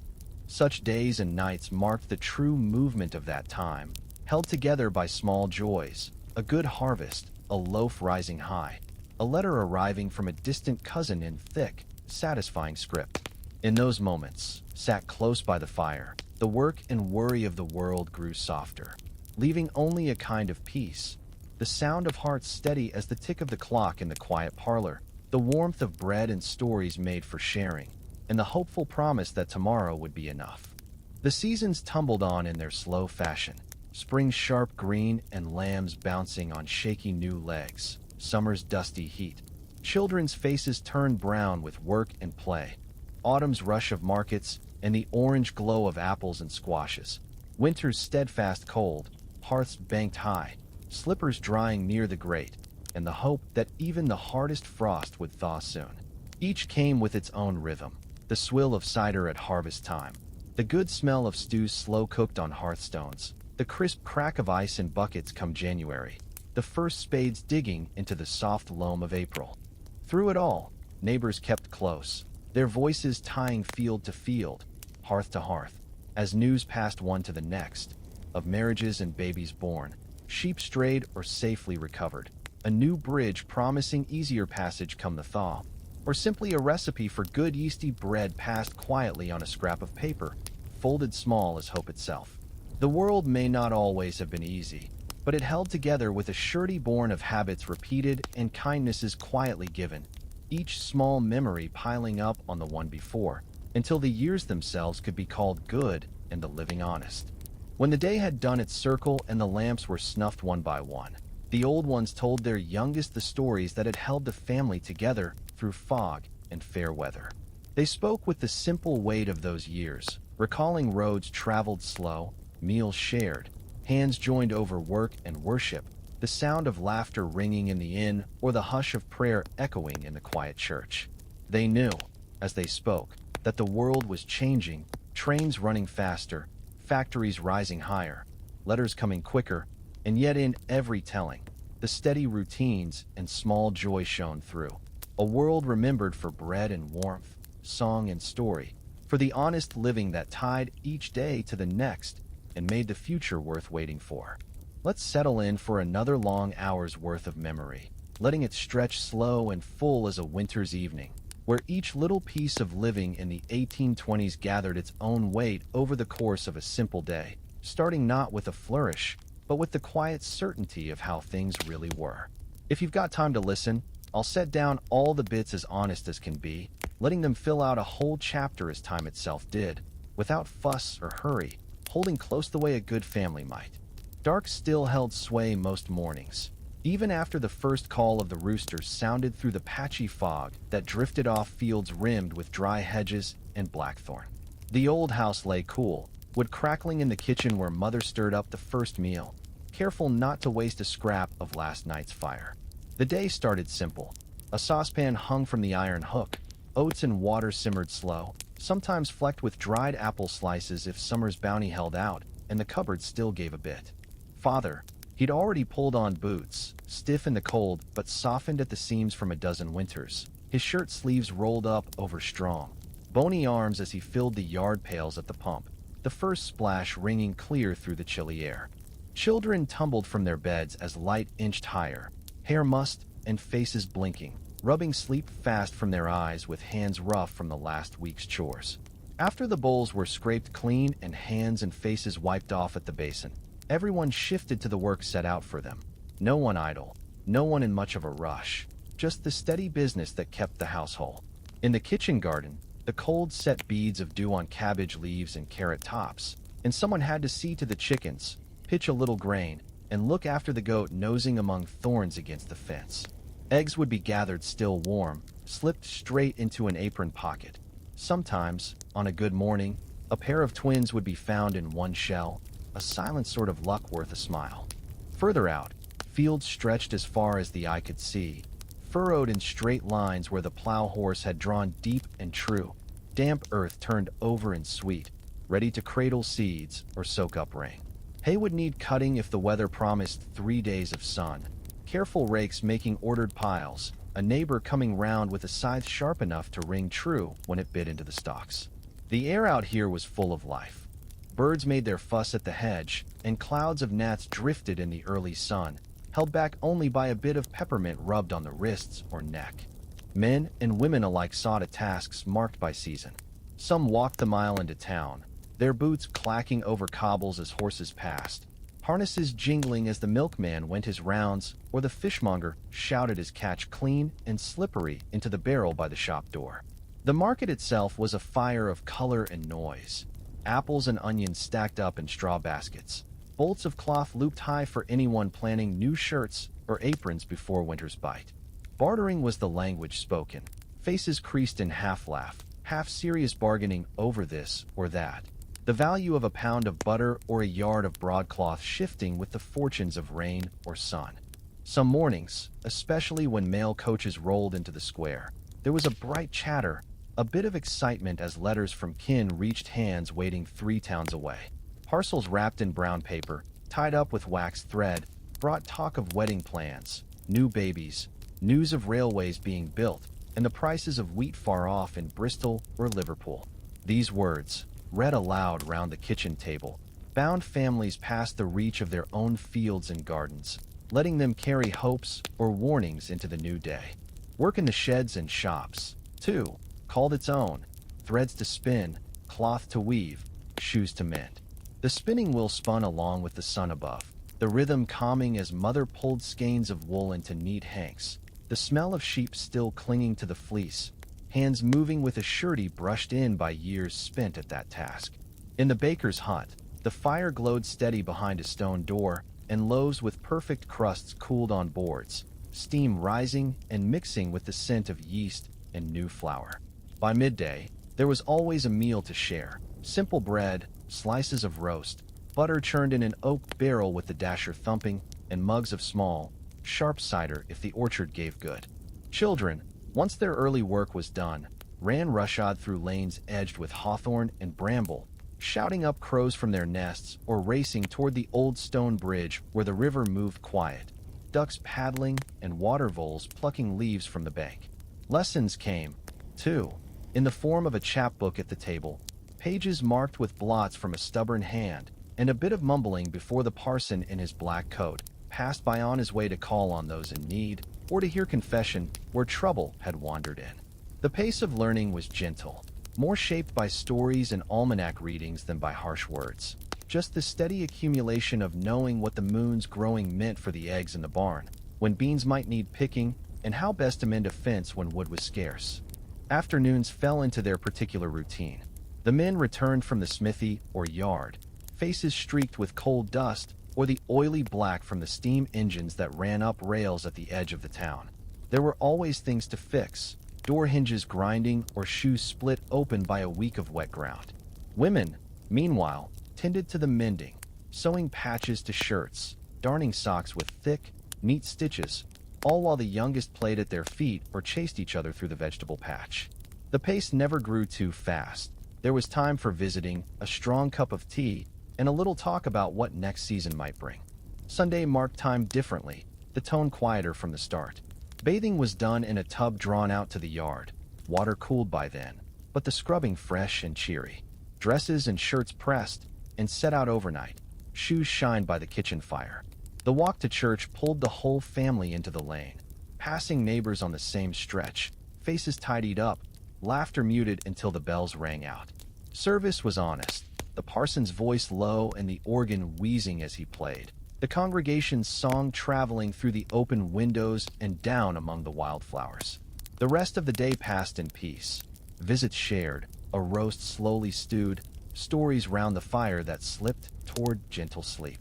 Even when evenings crept in slow, they brought their own warmth with the fire lit anew, logs set careful so as not to waste, embers banked, and the house full of scent. Onions softening and dripping, bread baked late for tomorrow, the faint sharpness of new-mended breeches, and the earthy bite of autumn when frost kissed the garden.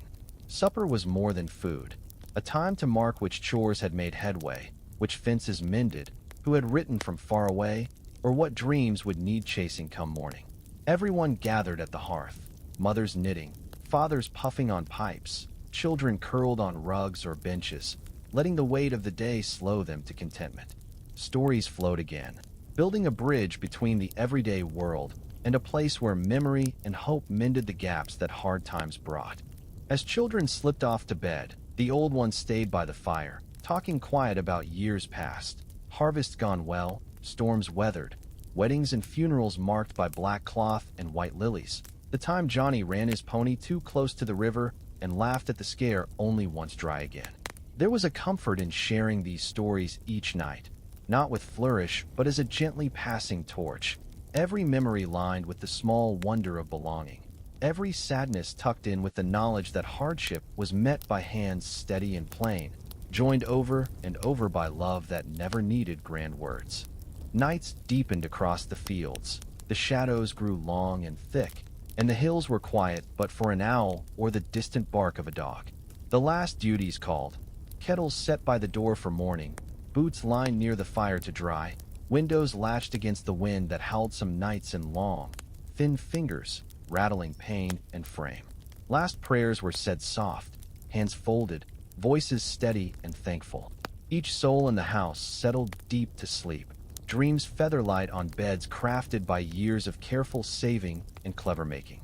The rhythm of the days held true come frost, rain, or those bright stretches that left everyone blinking up at the sky, hearts a little lighter. Everything that counted was right here. A loaf rising in the oven, the clink of mug on table, the soft thump of sock turned right, the steady hand of a mother braiding hair in the pre-dawn dark, the gruff laugh of a father giving a child a half wink over the last bite of apple. The world might have changed beyond the hedge. The railways, the smoke, letters arriving faster, strangers settling next town over. But inside these houses, across these fields, the certainty of family, work, and quiet joy remained firm. So life wound onward, each year marked by the careful handwriting in a family Bible, the seasons stitched tight as a row of beans, the faces round the table changing as babies were born and elders were buried soft under willow trees.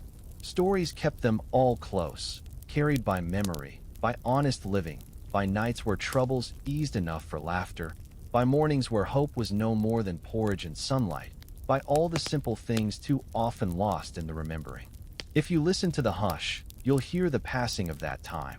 A quiet, careful world full of hands at work, hearts at ease, the beauty of days not wasted on worry, a kind of peace built from the smallest things. Bread shared, work done, kindness given, and eyes lifted to morning calling everyone, wholly and gently, home. The fog would thicken sometimes, hanging low in the streets and seeping through every crack in the door, softening the edges of the town in the earliest hours, when the world seemed balanced between night and day, old and new. In those mornings of the 1820s, once the rooster's song slipped beneath the window, the fire clawed its way back to life, fed by logs chopped and stacked the week before.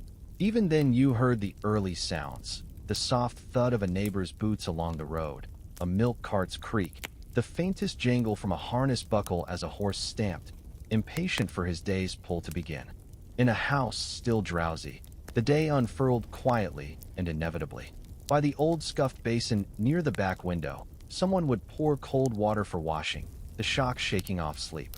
Tired hands, chapped from soap and wind, scrubbed cheeks pink. The youngest always looked up, grinning, water dripping from elbows onto the rushes covered with last autumn's sweep from the woods. Mother would move slow but sure across the stone floor, tying on an apron faded to a pale blue, spoon clicking the pot hanging from its crane, stirring porridge that simmered and sang above the hearthstones.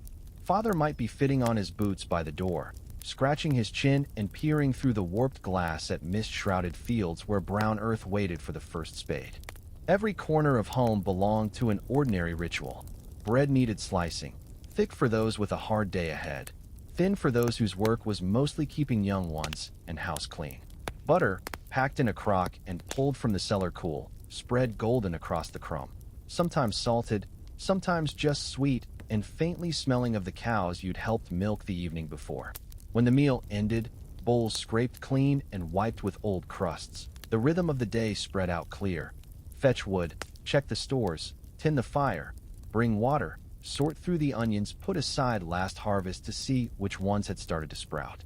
Then it was out, into streets over cobbles gone slick with dew, along rows of houses that shrugged off their morning fog with white curls of smoke trailing skywards.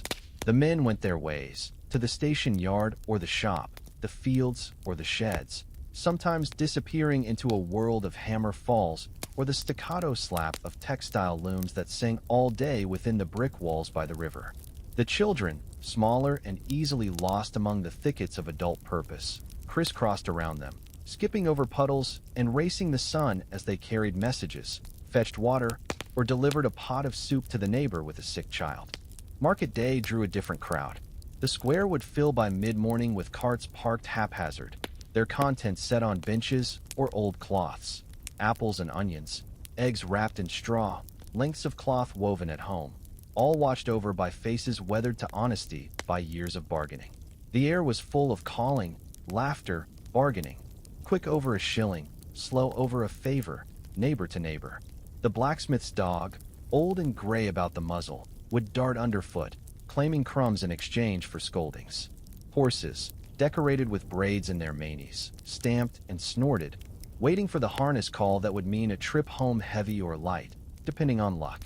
Children threaded through all these moments with their own worries and joys. The youngest might help gather kindling from the far hedges, or search for eggs beneath warm hens, careful to dodge their pecks. Older ones ran errands on earnest legs, to the baker for 2 hot loaves, to the smith's for a bent nail, to the neighbors for news of a mended fence or a debt to be settled with a pie cooled on the sill. Their boots wore ruts in the soft earth paths that led, in time, to every door in the village. For those who worked inside, women, widows, the aged and hands not fit for field or forge, there were other aims. Boiling laundry in a great pot, scrubbing floors, sewing seams long into the late morning, and spinning beside windows cracked for fresh air, hands moving spindle and thread through endless round. The songs sung through these tasks told stories of harvest, heartbreak, hope, a patchwork of lives lived under one roof or across many, bound by the thread of shared rhythm. By noon, the town settled for an hour's slow exhale. Men unwrapped their bread and took their ale from stoneware mugs, sitting by wall or on wobbly benches scratched by generations. They talked wagons, wheat, weather, sizing up the clouds, glancing over at sons and neighbors, sometimes falling silent in the steady comfort of a day half spent. In homes, supper might be left to simmer, a rabbit snared that morning stewing with vegetables, or potatoes roasting beneath the ashes saved up from the breakfast fire. In the sheds, the rhythm of work picked up again, drivers calling out as the great iron horse whistled from the distant yard, smithy hammers ringing, machinery in the weaving shed thrumming as the sun reached its crest and tipped towards west. The afternoon sprawled, heavy with the warmth that sometimes crept around the corners of the house, lighting up dust motes and making the ticking clock's hand move slow. Outside, the children's games continued. A chase here, a tumble in the grass there, laughter spilling over as balls or hoops bounced down the lane, and sharp cries went up if a toy strayed near the goose that guarded the neighbor's porch. As evening edged closer, the air changed. Market wagons turned homeward, their loads lighter and their drivers content or huffing disappointment by degrees. Lamplighters made their way along the roads, ladders balanced on shoulders, lighting street lamps one by one with the quick strike of flint and the practiced sweep of their long rods. Those who stayed late in the fields felt the dusk settle in their bones, the day's work sewn into their shirt sleeves and the calluses in their palms. The home called everyone back, eventually. Fire was stoked high at dusk, supper served from great crockery bowls, meat and vegetables in thick broth, bread sliced fresh from the oven if flour had held out. Sometimes, if the day had been fair, there'd be jam tarts made from last summer's preserves, a sweet capstone for those who'd braved rain, wind, and chores without a word of complaint. Conversation unfurled in the kitchen's amber light, gentle and low, the stories of the day, the aches of backs, the laughter at a clever trick or a minor mishap. Someone always had a riddle to stump the rest, and the young ones drifted towards sleep with the ease of the well-tired. The older folk, those with white in their hair and a slow firmness in their hands, took up the evening's gentle rule. They rewound the clock, pausing a moment to think of friends long past, of days when the river ran wild with trout or the railway was no more than a rumor carried by a traveling tinker. They remembered the old Christmases that fell thick with snow, the hay harvests where every neighbor lent a hand, the sickness years and the birth years, all folded into each other like the many pies that cooled on the racks every harvest. As darkness pulled tight, the prayers grew quiet. Sleep came early, but on rare clear nights the family might linger in the yard, looking up to a sky undimmed by city glare, tracing constellations and making small wishes as smoke curled from the chimney. The dogs stretched and yawned, cats patrolled the edges for the last time, and the world tucked itself in, a field at rest, a hearth banked for morning, the memory of another honest day safely stowed. No one called it special, yet looking back, each day stacked carefully on another, full of work, warmth, kin, and a kind of worn but hopeful love, made a life worth retelling. over and over again as the years slipped by. When I think back over a long 1820s day, it doesn't split into neat chapters, but simply stretches slow and steady, looping through work, weather, and kin, from misty morning through bustling market, the rhythm of chores, and the snug peace of night. So let's let it roll on in gentle detail, as the hours would, maybe taking a bit longer with some memories, shortening for others, giving ourselves space to settle right in. It all started with a chill, the kind that crept into everything: your boots, your bones, the corners of the window where the frost traced careful flowers. No one ever rushed to wake, not in those days. The fire was the first duty, crackling alive only if you laid out kindling before sleep, the embers keeping watch like a faithful dog. Mother had the knack for coaxing flames with little more than patience and the brush of her apron, and by sunrise, there'd be enough warmth to turn the kitchen from a cold box to a place that promised breakfast. Oats simmered over the coals, never hurried, never dry, sometimes flecked with sugar if you'd been thrifty at the grocer. Milk was ladled fresh from the earthenware crock, skimmed from the morning's milking down at the byre. It always tasted sweetest chilled by night, then warmed by hand. Father had his way of breaking bread, slicing thick slabs that could stand up to a hard day, and Mother would pass around bits of cheese or a dab of jam if last season's berries had stretched far enough for preserves. The youngest ones always made a fuss about apples, never cut, always bitten straight from the skin, the tartness stinging their tongues and filling the room with crunch and laughter. After breakfast, the day began in earnest. The older ones were off to work, each place marked by the sounds unique to its labor. The smithy rang with hammer and anvil, the steady beat that marked out the hours. The spinning shed thrummed with belts and pulleys, dust swirling in half-light, where sunlight barely reached through sooty windows.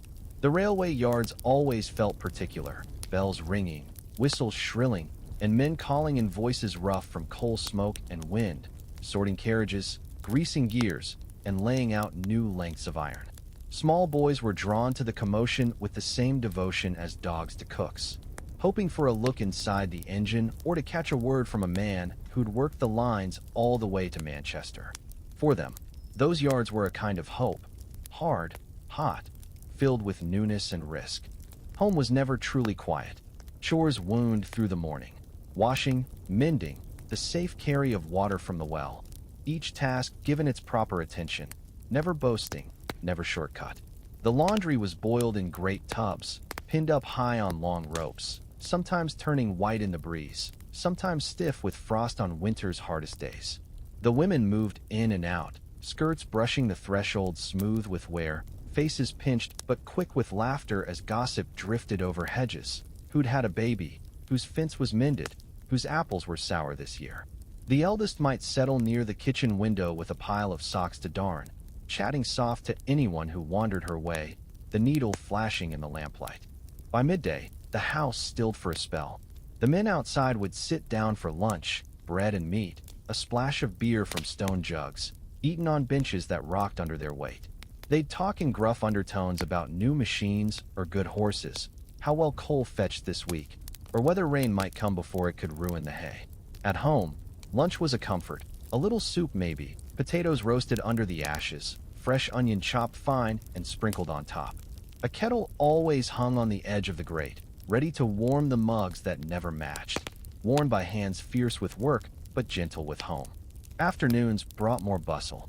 Horses were fed at the back fence, their manes picked clean of burrs. Hens chased beetles through the vegetable patch, and dogs stretched in whatever sunshine appeared. Children often escaped indoors, tumbling with laughter into adventures, making play out of chores, sneaking rags from the wash to float them as boats down the stream behind the yard. Those who stayed inside faced the steady work of mending and patching. A shirt torn at the elbow, cloth worn thin at the knee, shoes reckoned for another month with a leather patch and some stout stitching. For those at market, afternoons burned bright in voices, boisterous and loud or quick and soft, depending on mood or how well business ran. Sellers hawked apples and salted fish, their cries weaving together above the din, making it all sound bigger and finer than it looked up close. There was a gentleness tucked inside the bargaining, the give and take between neighbors, the the measure of trust grown over years of trading the same sack of oats, the same wheel of cheese, the same bolt of cloth. The blacksmith's forge drew attention into the dusk. Sparks flew like fireflies, and the heat pressed back the evening chill. Repairs were always needed. A wheel band slipped loose from a cart, a hinge on the garden gate squeaking with every wind gust. The work was honest, paid with coin when times were good, with thanks and barter when times were tight. That was the measure of things. People making do, sharing what they could, finding ways to pull through by helping, not boasting. As daylight faded, the lamps were lit along the main street, tossing yellow circles onto the cobbles. The lamplighter, jacket buttoned right to his chin, would pace from post to post, staff in hand, lighting each glass globe with a practiced flourish. Children watched for the first flicker, marking the passing of day into night with the same thrill each time. Sometimes a neighbor lingered outside just for the pleasure of seeing the lamps bloom, promising that home, whatever trouble or excitement the day had brought, was always nearby. Back home, supper was the heart of evening. Every kind of smell worked its way through the rooms. Roast, stew, boiled pudding, even the sweet tang of pears stewed in a pewter dish. There'd be bread, butter, sometimes a bit of bacon or ham, sliced thin so everyone got a taste without the meal growing rich. Children set the table, knives and forks passed from hand to hand, cups lined in a ragged row, spoons piled in a shallow bowl ready for soup or dessert.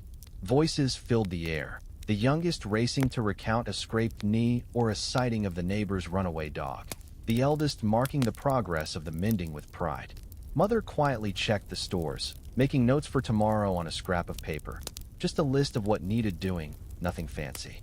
After the meal, everyone gathered in the kitchen or parlor for talk and stories. Sometimes someone would take up a fiddle, coaxing out an old tune while the rest tapped toes and clapped in time. The laughter was gentle, never rowdy, and when the music faded, stories offered their own comfort.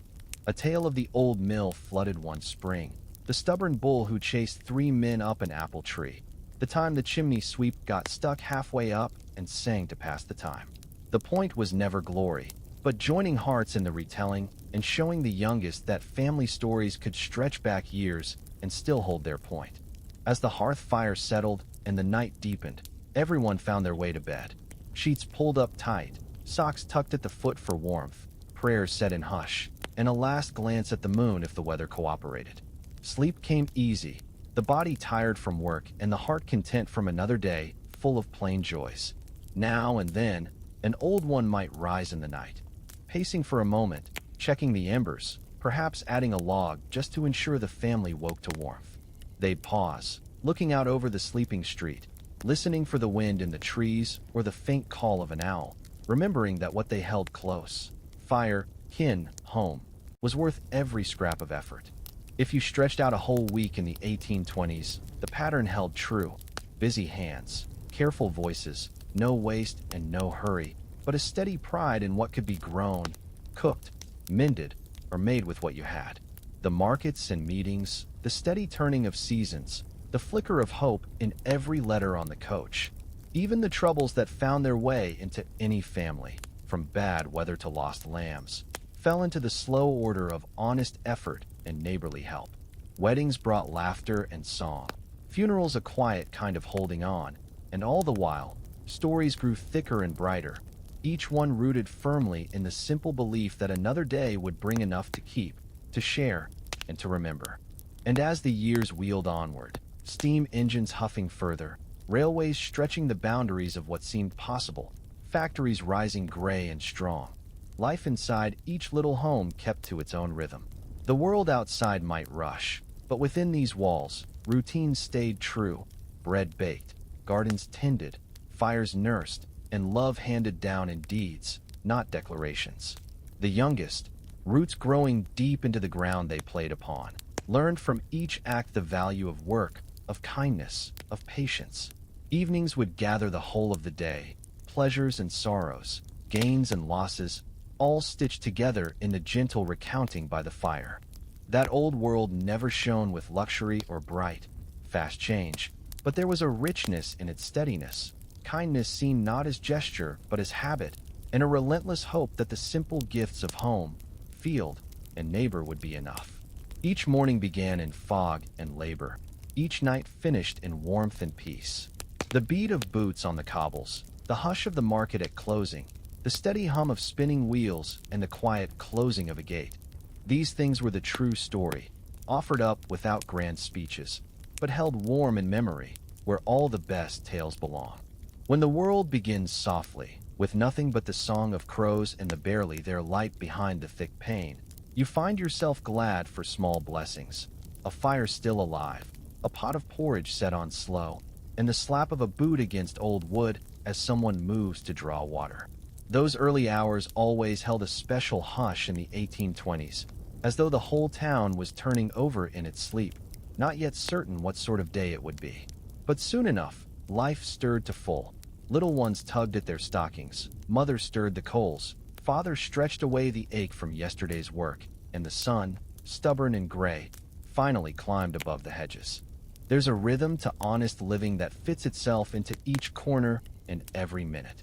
The kitchen, long before it's warm, fills with a sort of light, steam rising from the hearth and mother's steady motion, always with a gentle word, chiding when it's needed but never harsh. Porridge gets ladled into deep bowls, the spoons knocking soft in the hands of young and old alike, and nothing is wasted.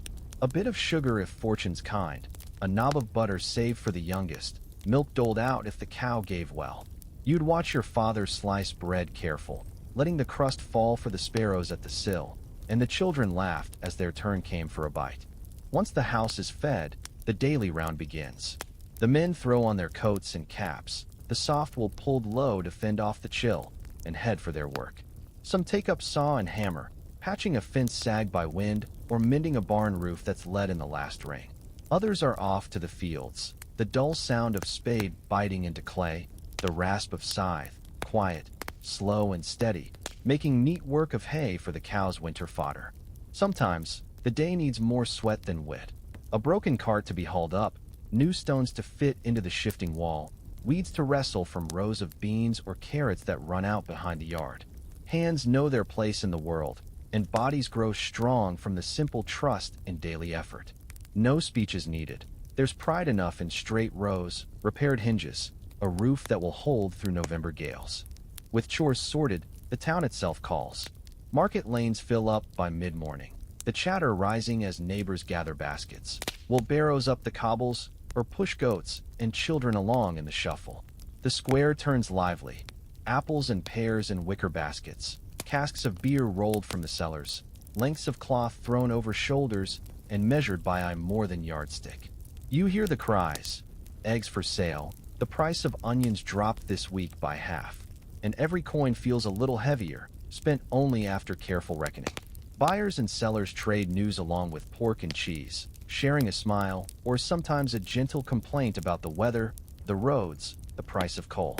Secrets and jokes ride on the air along with the sense of sweet bread and fresh manure. A world busy, not hurried, always with time to nod to an acquaintance or help a child find her missing bonnet. Mail coaches come and go, wheels flinging up water when the ruts are deep, the horses blowing steam as they stamp impatient, and the driver scans faces for letters to be posted. Lives divided by miles, put together again by slow news and the weight of hope wrapped in a sheet of paper. Sometimes you hear a cry of happiness. A young woman gets her sister's word from far-off Manchester. A father hears that his eldest is safe in the cities, working a loom and dreaming of his own house. There's always a bit of caution, too. Tales of sickness or bad harvest, but it's all met with neighborly care. The town listens, remembers, and keeps moving. Back at home, afternoons slide into their own steady work. Laundry boils in the wash-house, ropes crossed from apple trees to the cottage wall, shirts and dresses swinging soft in the breeze, filling up with smells of smoke and damp earth. Mothers oversee the rush of young ones, feet flying to fetch more water, hands busy at mending, eyes learning from each gentle rebuke. The old folks settle at the sunniest corner, needles flashing as socks are darned for the third time, and stories leaking out whether or not there's an audience. Sometimes, the fire is coaxed alive early, stew slowly bubbling away with herbs filched from a window pot, the meat stretching further with the addition of whatever root vegetables came up best. These hours, gentle but never slack, make the home a haven, the place to dry wet socks, soften the aches in feet, and let the hum of living fill every room. For those working the sheds or at the railway yards, the day is marked by heat and noise, the clang of the blacksmith, the whistle and thud of the engine, voices echoing in brick buildings rouged by coal smoke. There's a pride here, too, in things that last, a gate that now swings true, a hinge that doesn't stick, a train that rumbles out on time in the morning fog. Apprentices work beside old hands, learning the rhythm, strength, and caution that belong to every trade. At lunch, men eat hunks of bread, pass around a flask, and trade good-natured wishes for rain or sun, understanding that everything is earned in its time. Children, caught up in the swirl of life, play at the edge of grown folks' work, collecting scraps, starting their own little gardens, chasing after chickens, or daring each other to climb onto the low wall to see who's tallest. Their world is tales and mischief, the kind that grows softer and wiser each year. Neighbors watch over them, correcting the wildest schemes but never dimming the laughter. As the sun slips lower, evening begins. Carts return to barns, gates are latched, and home fills with the scent of bread and potatoes, the sharpness of onions softened in the pan. Dinner is communal. Everyone speaks, some more than others, but every voice is heard. There's news of a broken window, a cow that might calf soon, a boy who's finally mended his boots. Laughter is the best part, the gentle fun poked at father's worn hat or a daughter's bold new ribbon. When the meal is done, the hearth glows bright, logs crackling, embers casting a red warmth across the stone floor. Those who can, gather close, letting the flames draw stories from old lips and bright eyes. Someone might fetch a fiddle, and the notes drift through the house, under the door, sometimes spilling into the street to soften neighbors' night walks. Most nights, though, it's quiet. Stories turn to memories, tales of a flood, a wedding, the old pig who escaped 3 times and lived to a ripe age. The children drift off, listening with heavy lids to the sound of their own history, finding comfort in the repetition of old jokes and half-true tales. Sleep gathers everyone in, curls them into beds, stuffed with straw or feathers, patched and repatched until even the splits feel soft. Prayers come then, quiet and careful, a wish for safe passage through the dark, for health, for forgiveness, for another harvest. Sometimes there are troubles, a child sick, a crop failed, a debt still unpaid. But the night's hush is strong enough to hold worries, whispering to each heart that morning always comes. On special days, life finds rhythm and celebration. Harvest suppers with candles lit and pies piled high. Weddings filled with promise and hay-scented dresses. Christmastide marked by evergreen and fresh cakes. The house dressed in the best it can muster, cousins filling every corner, laughter thick and free. There's joy in these moments, but none of it is boastful. Just the shared work of making something warm and safe, something that can be remembered and retold when times grow lean. As every year passes, the world shifts. Steam engines multiply, railways stretch further, factories rise on the edge of town. New folks arrive, sharing their ways, their hope for something better. There's wonder and worry, but through it all, the home stays solid, the family rooted, the rhythm unbroken. Days may grow longer or shorter, but kindness endures. Neighbors lean over fences, swapping apple cuttings, or sharing a knitting pattern, the language of care passed in small gestures. Old age, when it comes, is respected and leaned toward. The elders speak slow, sometimes in a voice that cracks around stories loved for decades. They are not forgotten. Instead, they are folded into every morning and night. Their ways and quirks echoed in the youngest children. Their wisdom slipped into every task. How to plant peas early, mend a boot, pack a wound, or hold your tongue so peace might reign. And so, in that world draped with fog and filled with simple living, the days gather into years. The memory of every market, every song, every steady hand on a shoulder, these are the riches passed down. The world beyond the hearth might change, hurry forward on rails and smoke, letters arriving faster, news reaching further. But within home, with bread baking, fires glowing, hands joined in ordinary work, the heart of life remains. Each day is taken as it comes. Each night ends in trust and rest. It's enough, not just to fill 1 hour or one day, but a lifetime. Looking back, you see not grand events, but 1,000 small joys strung together, each one belonging gentle and sure, making up the kind of story that asks only to be told in a voice warmed by memory, given freely to those who will listen for the music in mist and the comfort in plain, sturdy living. There's a way the night air settles in November, cold and a bit damp, the wind carrying in scents of wood smoke and a hint of manure from the far end of the field. Most folk rise slow to such mornings, caught between the comfort of warm bedding and the reality that breakfast doesn't make itself. In the 1820s, it was always a gentle sort of waking, the fire calling for attention before any thoughts of coffee or eggs or folk songs swirling through the kitchen. Someone always managed a first word, a greeting, sometimes just a sound, a small piece of talk that reminded you the day would hold together. Mother, who never seemed to sleep, but for those moments she closed her eyes in church, would get the water boiling and the porridge started, the clock crowning the mantel ticking away, barely heard over the sound of feet on floorboards and the scraping of chairs. Father, his hands nearly as rough as the chopping block, would step outside to check that the hens hadn't wandered, or maybe just to remind himself of the world outside the warm, close walls.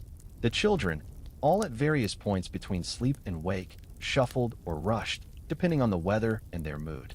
The oldest said about feeding animals, while the little ones vied for the first bowl with the deepest serving. Breakfast was never fancy, but it was decent.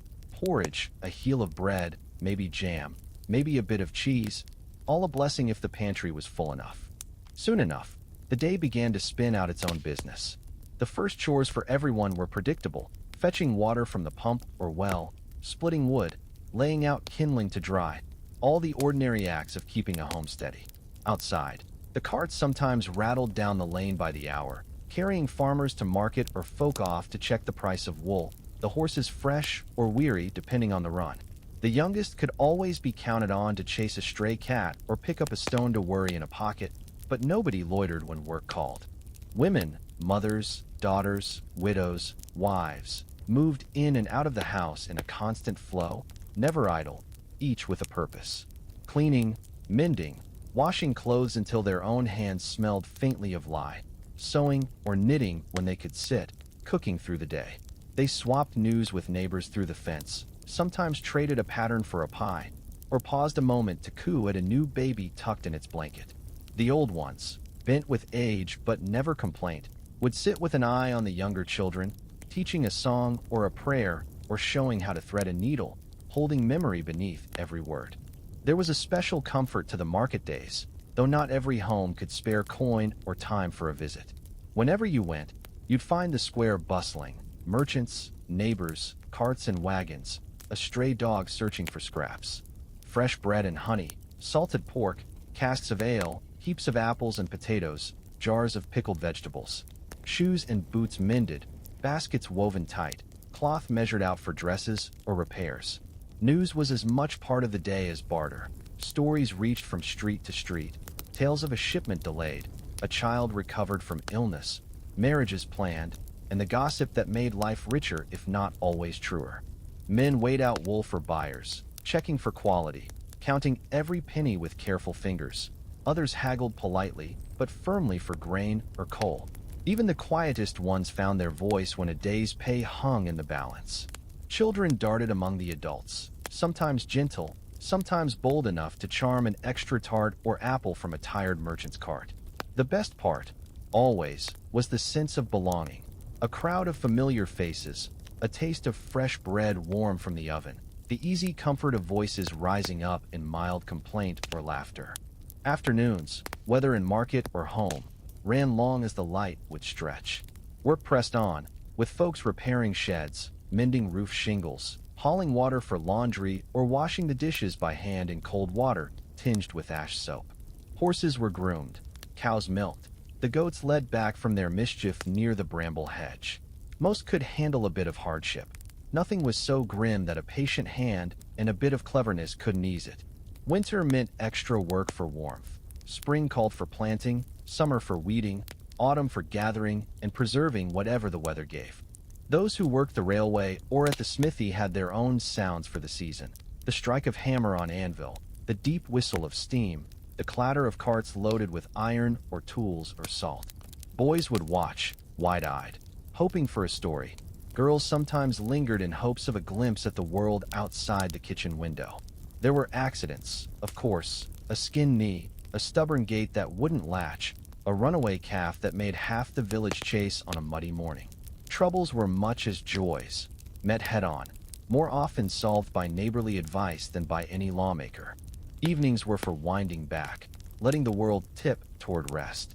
The children, scrubbed clean for supper, ate with good manners, or as good as could be managed, while plates and bowls were filled with stews, meats, roasted roots, and cakes made from whatever was left in the pantry. Father might pass around tales from his youth, mother smile at a small wit, and the oldest pause to check the fire or the window latch for the third time before bed. Some nights brought music, never loud, just enough to carry across to the neighbors. A fiddle played soft, an old song half remembered and slowly pieced together in the glow of lamplight. After supper, the kitchen would fill with the tangle of cleaning up, pots scrubbed, spoons stacked, crumbs swept under the door to tempt a waiting dog or hen. Stories would spill again, memories edged with laughter or the hint of sorrow for folk gone or days missed, always current and relevant, because that's what tied yesterday to tonight and tomorrow. The youngest sank into sleep, curled warm and only half attentive to the words spoken overhead. Night fell heavy, shadows long and deep through the fields. The lamps hissed, glowing along the main street. Fences shut, animals quiet in their pens, and the moon tracked through broken clouds in a sky bigger and more peaceful than any could measure. Last prayers murmured, the family tucked tight, grateful for warmth and peace. When the days grew short and winter pressed in, the whole rhythm slowed but never stopped. Settling before the fire, carving or sewing, piecing together the patchwork of routine, folk measured out their years with the memory of golden hay, bright berries in the bramble, long talks over coffee or beer, the comfort of hands at rest after hours of honest effort. Sometimes, on a long evening, the eldest would recall Christmases past, the making of figgy pudding, candles lit in every window, and bringing in the tree from the yard. Laughter would burst out at the memory of too much ale, an uncle so full he snored his way through midnight prayers, young folks sneaking into the stable just to check the donkey's new foal. Songs would rise, faded but true, marking the turning of the year with an easy kind of joy. No one ever felt poor if there was enough bread, warmth, and kindness.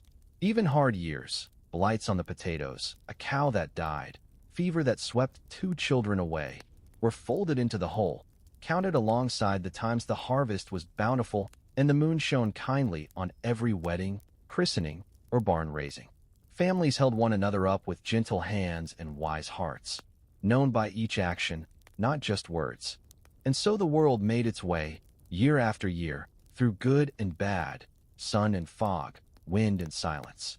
The house stood secure, its walls thick with laughing voices, its floors worn with the wandering of children, elders, visitors, and neighbors.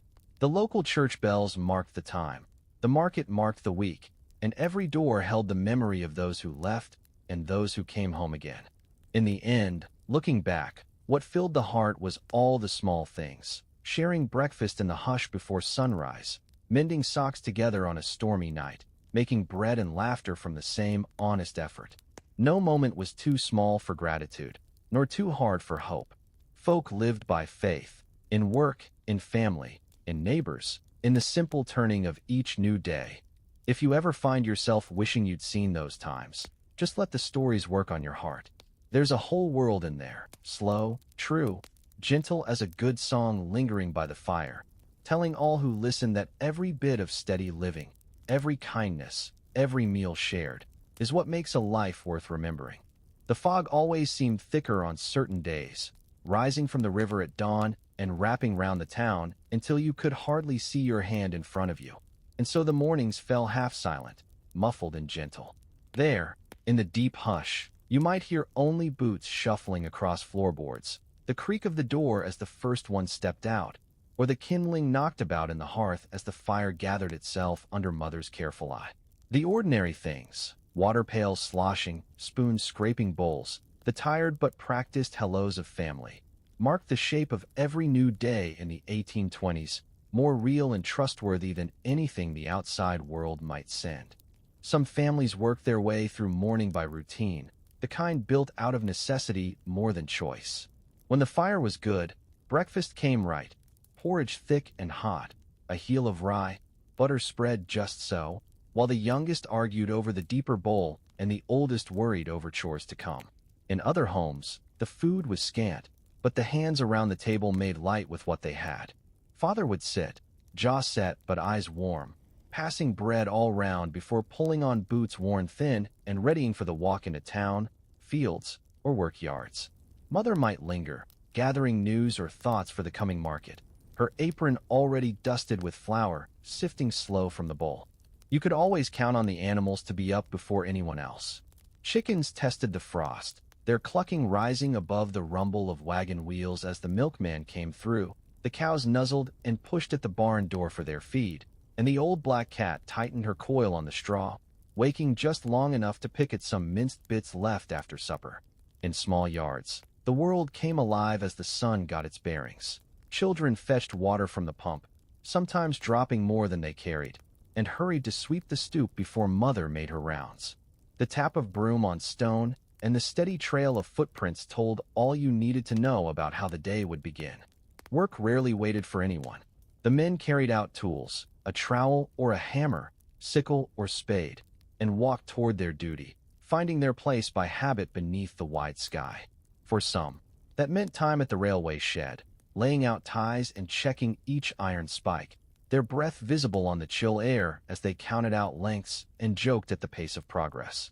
The smithy, always busy, rang with the song of fire and iron, and the red glow inside could be seen right up the lane.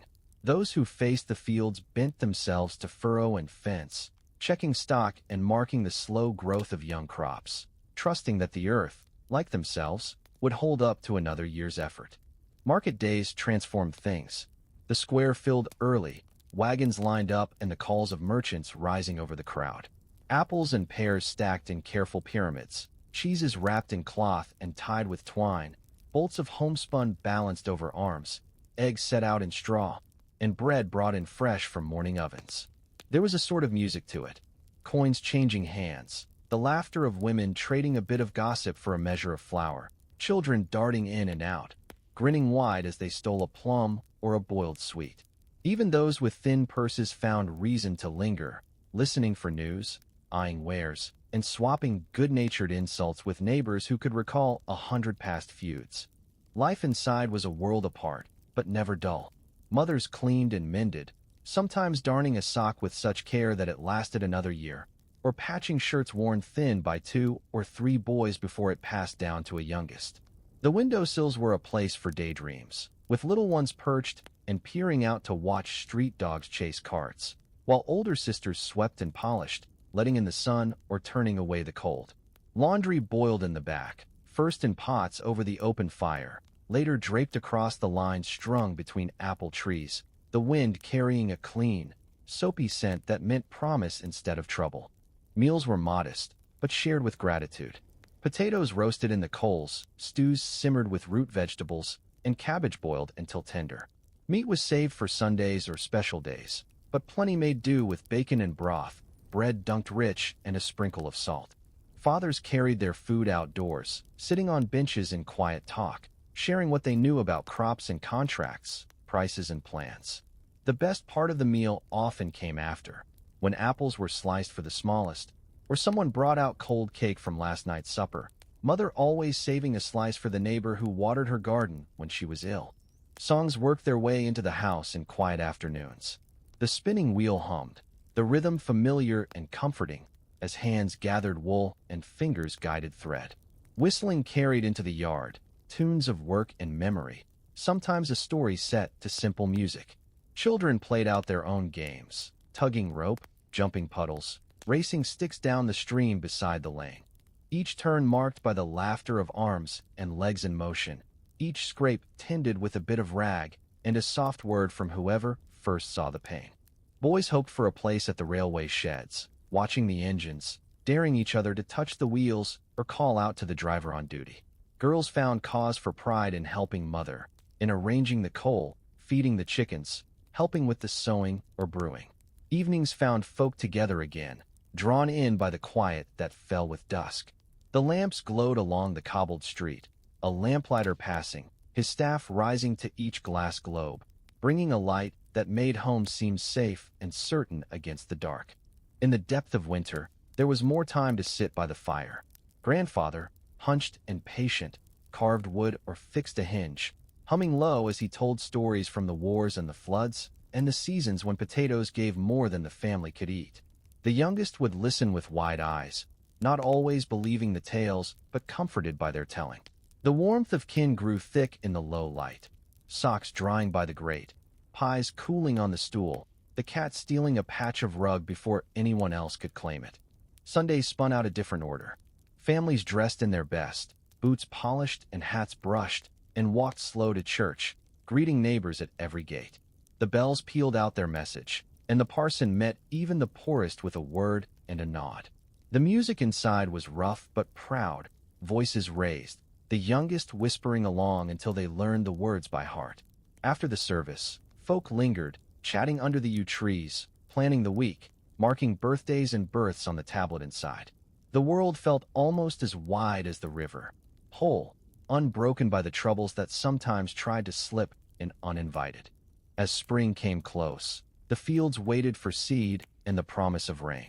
Planting was no single act, but a series, each turn of soil, each scatter of grain, each hope spoken quietly or pressed down into the ground by strong hands.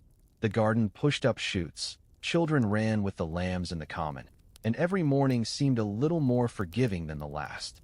The joys were not loud. A berry ripening in the patch, a young goat finding its legs, a cart finally repaired after winter's battering. Families grew, sometimes in the joy of new birth, sometimes in the sorrow and memory of loss. Each day, whatever it brought, was woven into the greater kindness of the place. Roots deeper than anyone could see, patience grown over decades, a sort of trust handed down as simply as a coat or a kettle. The world outside, with its trains and market and rumor of fresh war or strange invention, had its own pace. Inside, folk held to what was known, bread baked, socks darned, hands joined at the fire. As daylight waned, the world drew in. The stories grew longer, embroidered by the glow of candles stubbed short or refilled from tallow. Eyes grew heavy, heads nodded, and sleep came soon. Peaceful, grateful, hearts kept whole through work and rest, song and silence, every bit of living inviting tomorrow to keep turning gently. The memory of that time, thick as fog, soft as a good word, long as an hour's dreaming, remains with me always, and if I had to tell you one truth, it's this. The simple joys, shared and cherished, are what make any life worth the telling again and again. When the dawn rolled in slow, sometimes a mist would settle over everything so thick you'd imagine the whole world was wrapped in cotton batting, each house and shed just a suggestion on the gray air. That's how most mornings in the 1820s felt, soft, quiet, and a bit damp, the kind that held your words close to you and made sound seem small. Through the kitchen window, you'd find the yard emptied of shadows, the pump house barely there, and the chickens clucking unseen but certain in their business. There was the faint spice of smoke from the neighbor's chimney, tracing a lazy pattern that vanished above the roof, each breath a part of the home's slow waking. The day started with the comforts first, mother pushing the embers alive, a kettle swung onto the iron crane, the shuffle of bare feet finding boots left drying by the hearth. Bacon sometimes sizzled, eggs from the hens blushing in the pan, but usually it was porridge, mild, plain, filling, and always hot, spooned into bowls passed hand to hand at the scrub table. You'd measure out the bread saved last night, the crust sturdy enough to carry every taste, butter pressed rich onto its surface if the cow had given plenty.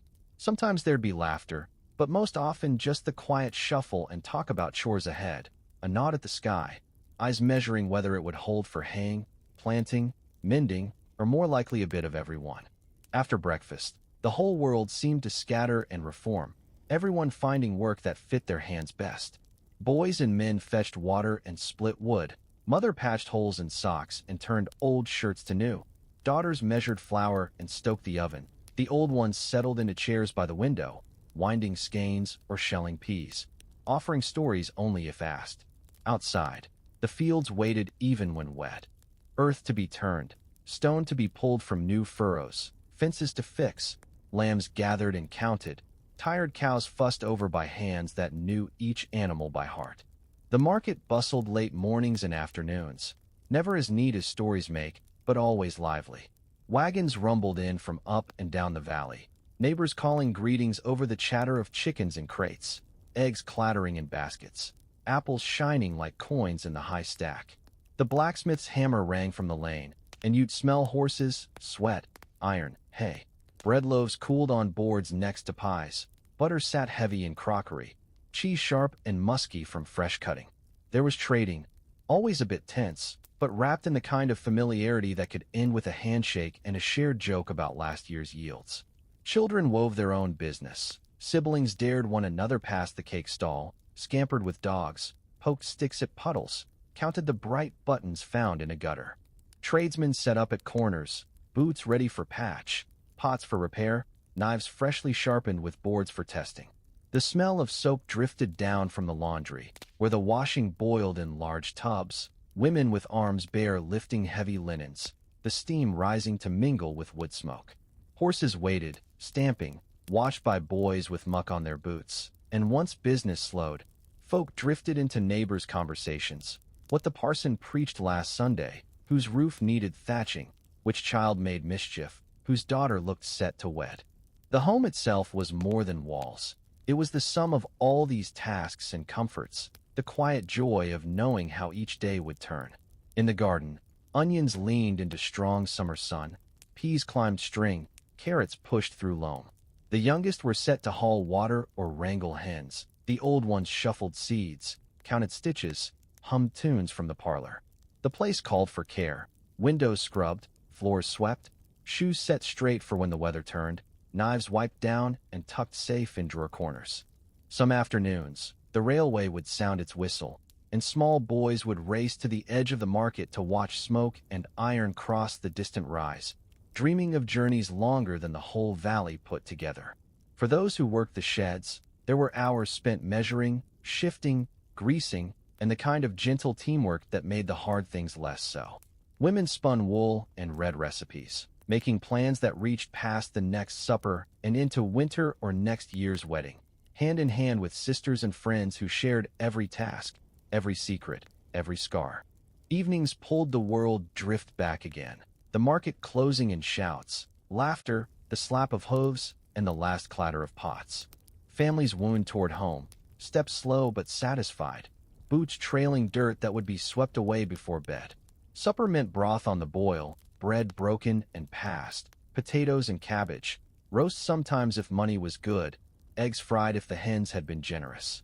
Everyone gathered close around the table or the fire, sharing news, every scrape or joke a small stitching together of the day.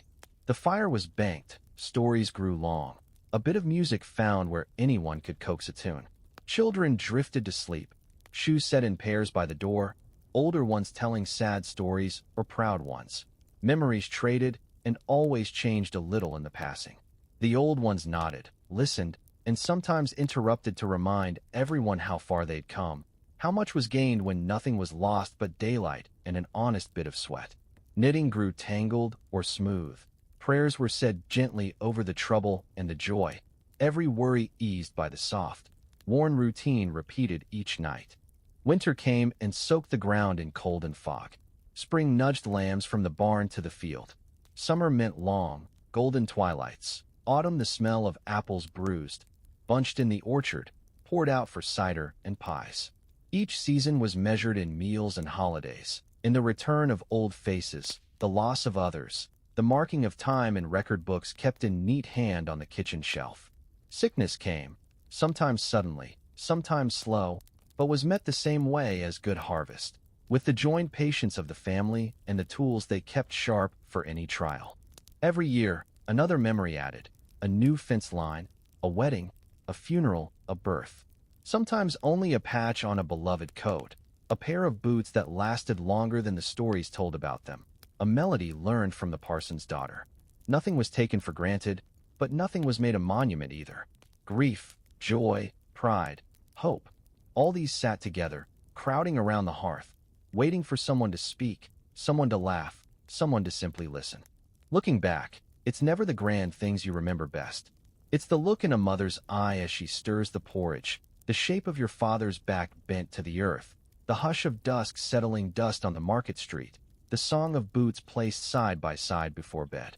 It's the breath held for the passing of the train, the slow patching of a beloved shirt, the laughter spilled from sister to brother, the patient hands of a grandmother showing a new stitch or a trick for making the best of a bad crop. If you asked anyone from those days, they'd tell you the same. The life worth living was found in the plain, good things, shared bread, work done together, the comfort at day's end of a fire, a song, and kin close by. No heroics, but sometimes quiet bravery. No riches, but always enough. No perfection, but the peace found in mending and music, and the ways folk leaned together, hard or gentle, rain or shine, year after year. And so the world made itself, not out of the grand, thunderous changes that history books love, but out of the steady tread of boots on the stoop, the faithful tending of the fire, the kindness given without reason, and the hope that even hard times turn gentle when held in loving memory. The rest, as they say, is only weather. What lasts is the plain, spoken truth of those who know how to live gently, and who find their joy in small, joined moments. You might start to think that life was measured only in chores and meals, in the marching of boots and the ringing of market bells, but truth is, it stretched softer and wider than that.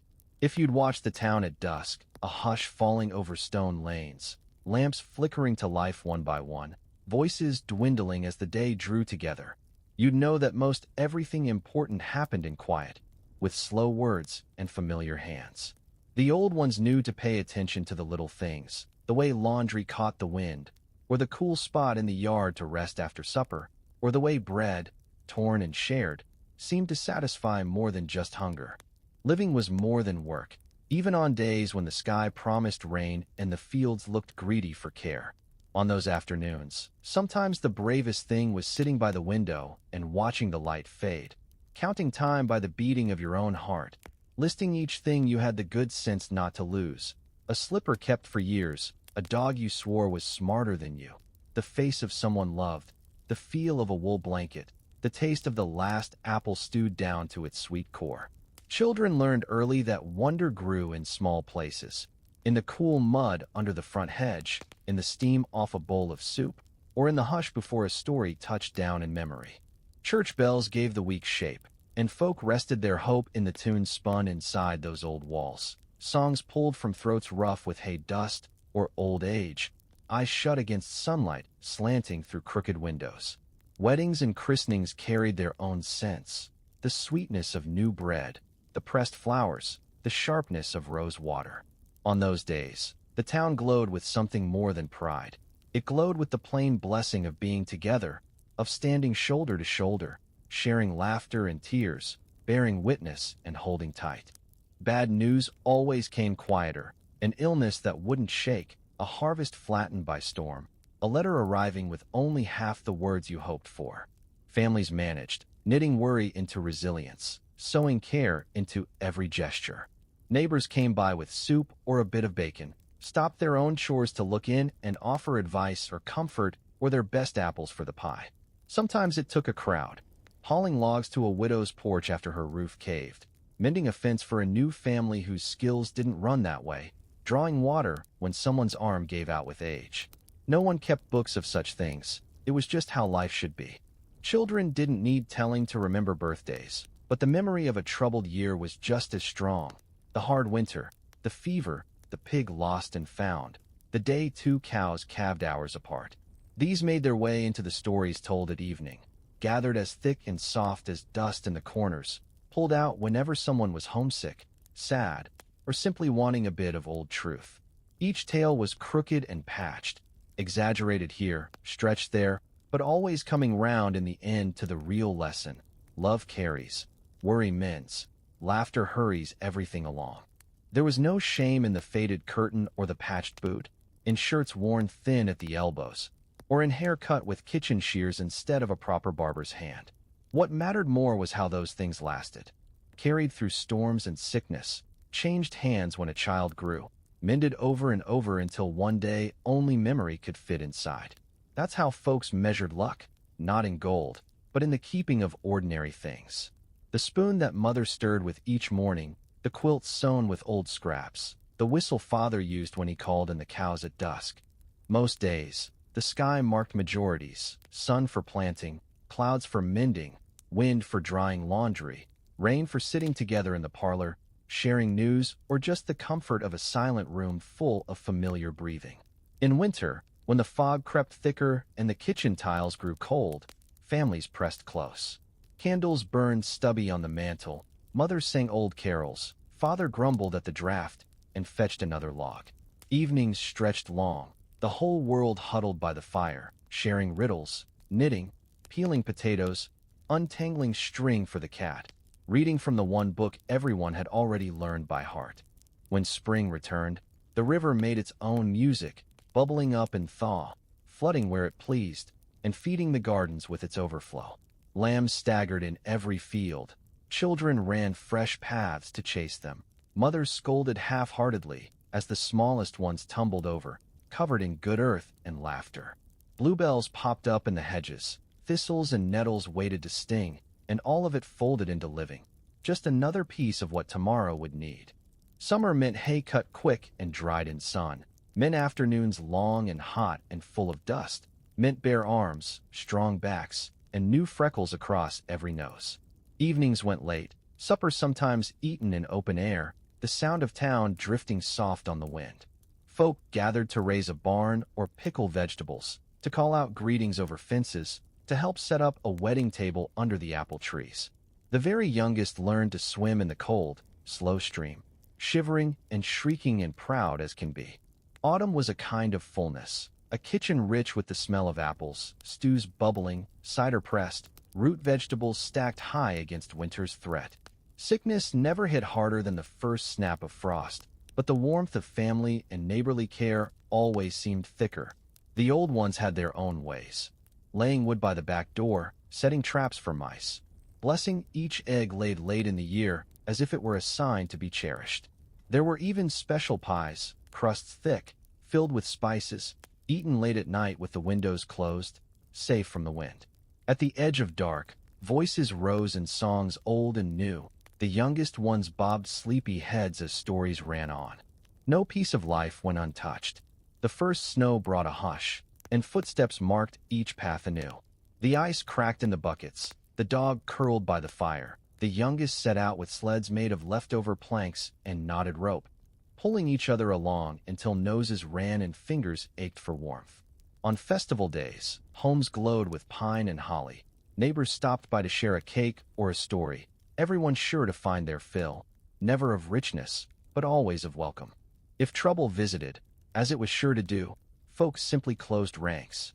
Sickness made its rounds, sometimes taking someone early, but the whole town mourned together, marked the grave, celebrated what was left, shared memories, photographs, and the pieced-together stories no one ever let slip away. Even in grief, life wound onward, knitted softer, stretched wider, held up by everyone who stayed.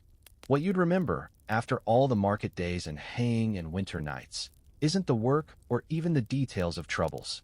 You recall the shouts of children, the sound of boots on a cold floor, the quick call of your name in the dusk, mother's hands warm around the bowl, the heavy comfort of father's coat passed down, the good earth, the honest work, and the peace found in every small kindness. Looking back, all the little things, the barefoot running down the lane, the bread cooling on the sill, the fire banked for the night, the laughter echoing in the dark, made up the real pattern of life, sturdy and beautiful no matter the season. What held everyone together was the plain, common love that made each day's hardships seem lighter, and every joy a blessing to be counted twice. So I tell it as I remember it. No boasts, no big words. The worth of a life, the soul of a family, the joy of a world, knit together in slow hours and warm rooms and the hush of dusk settling in, where every hope is tied to tomorrow and every memory, however quiet, glows as steady as the coals in the hearth.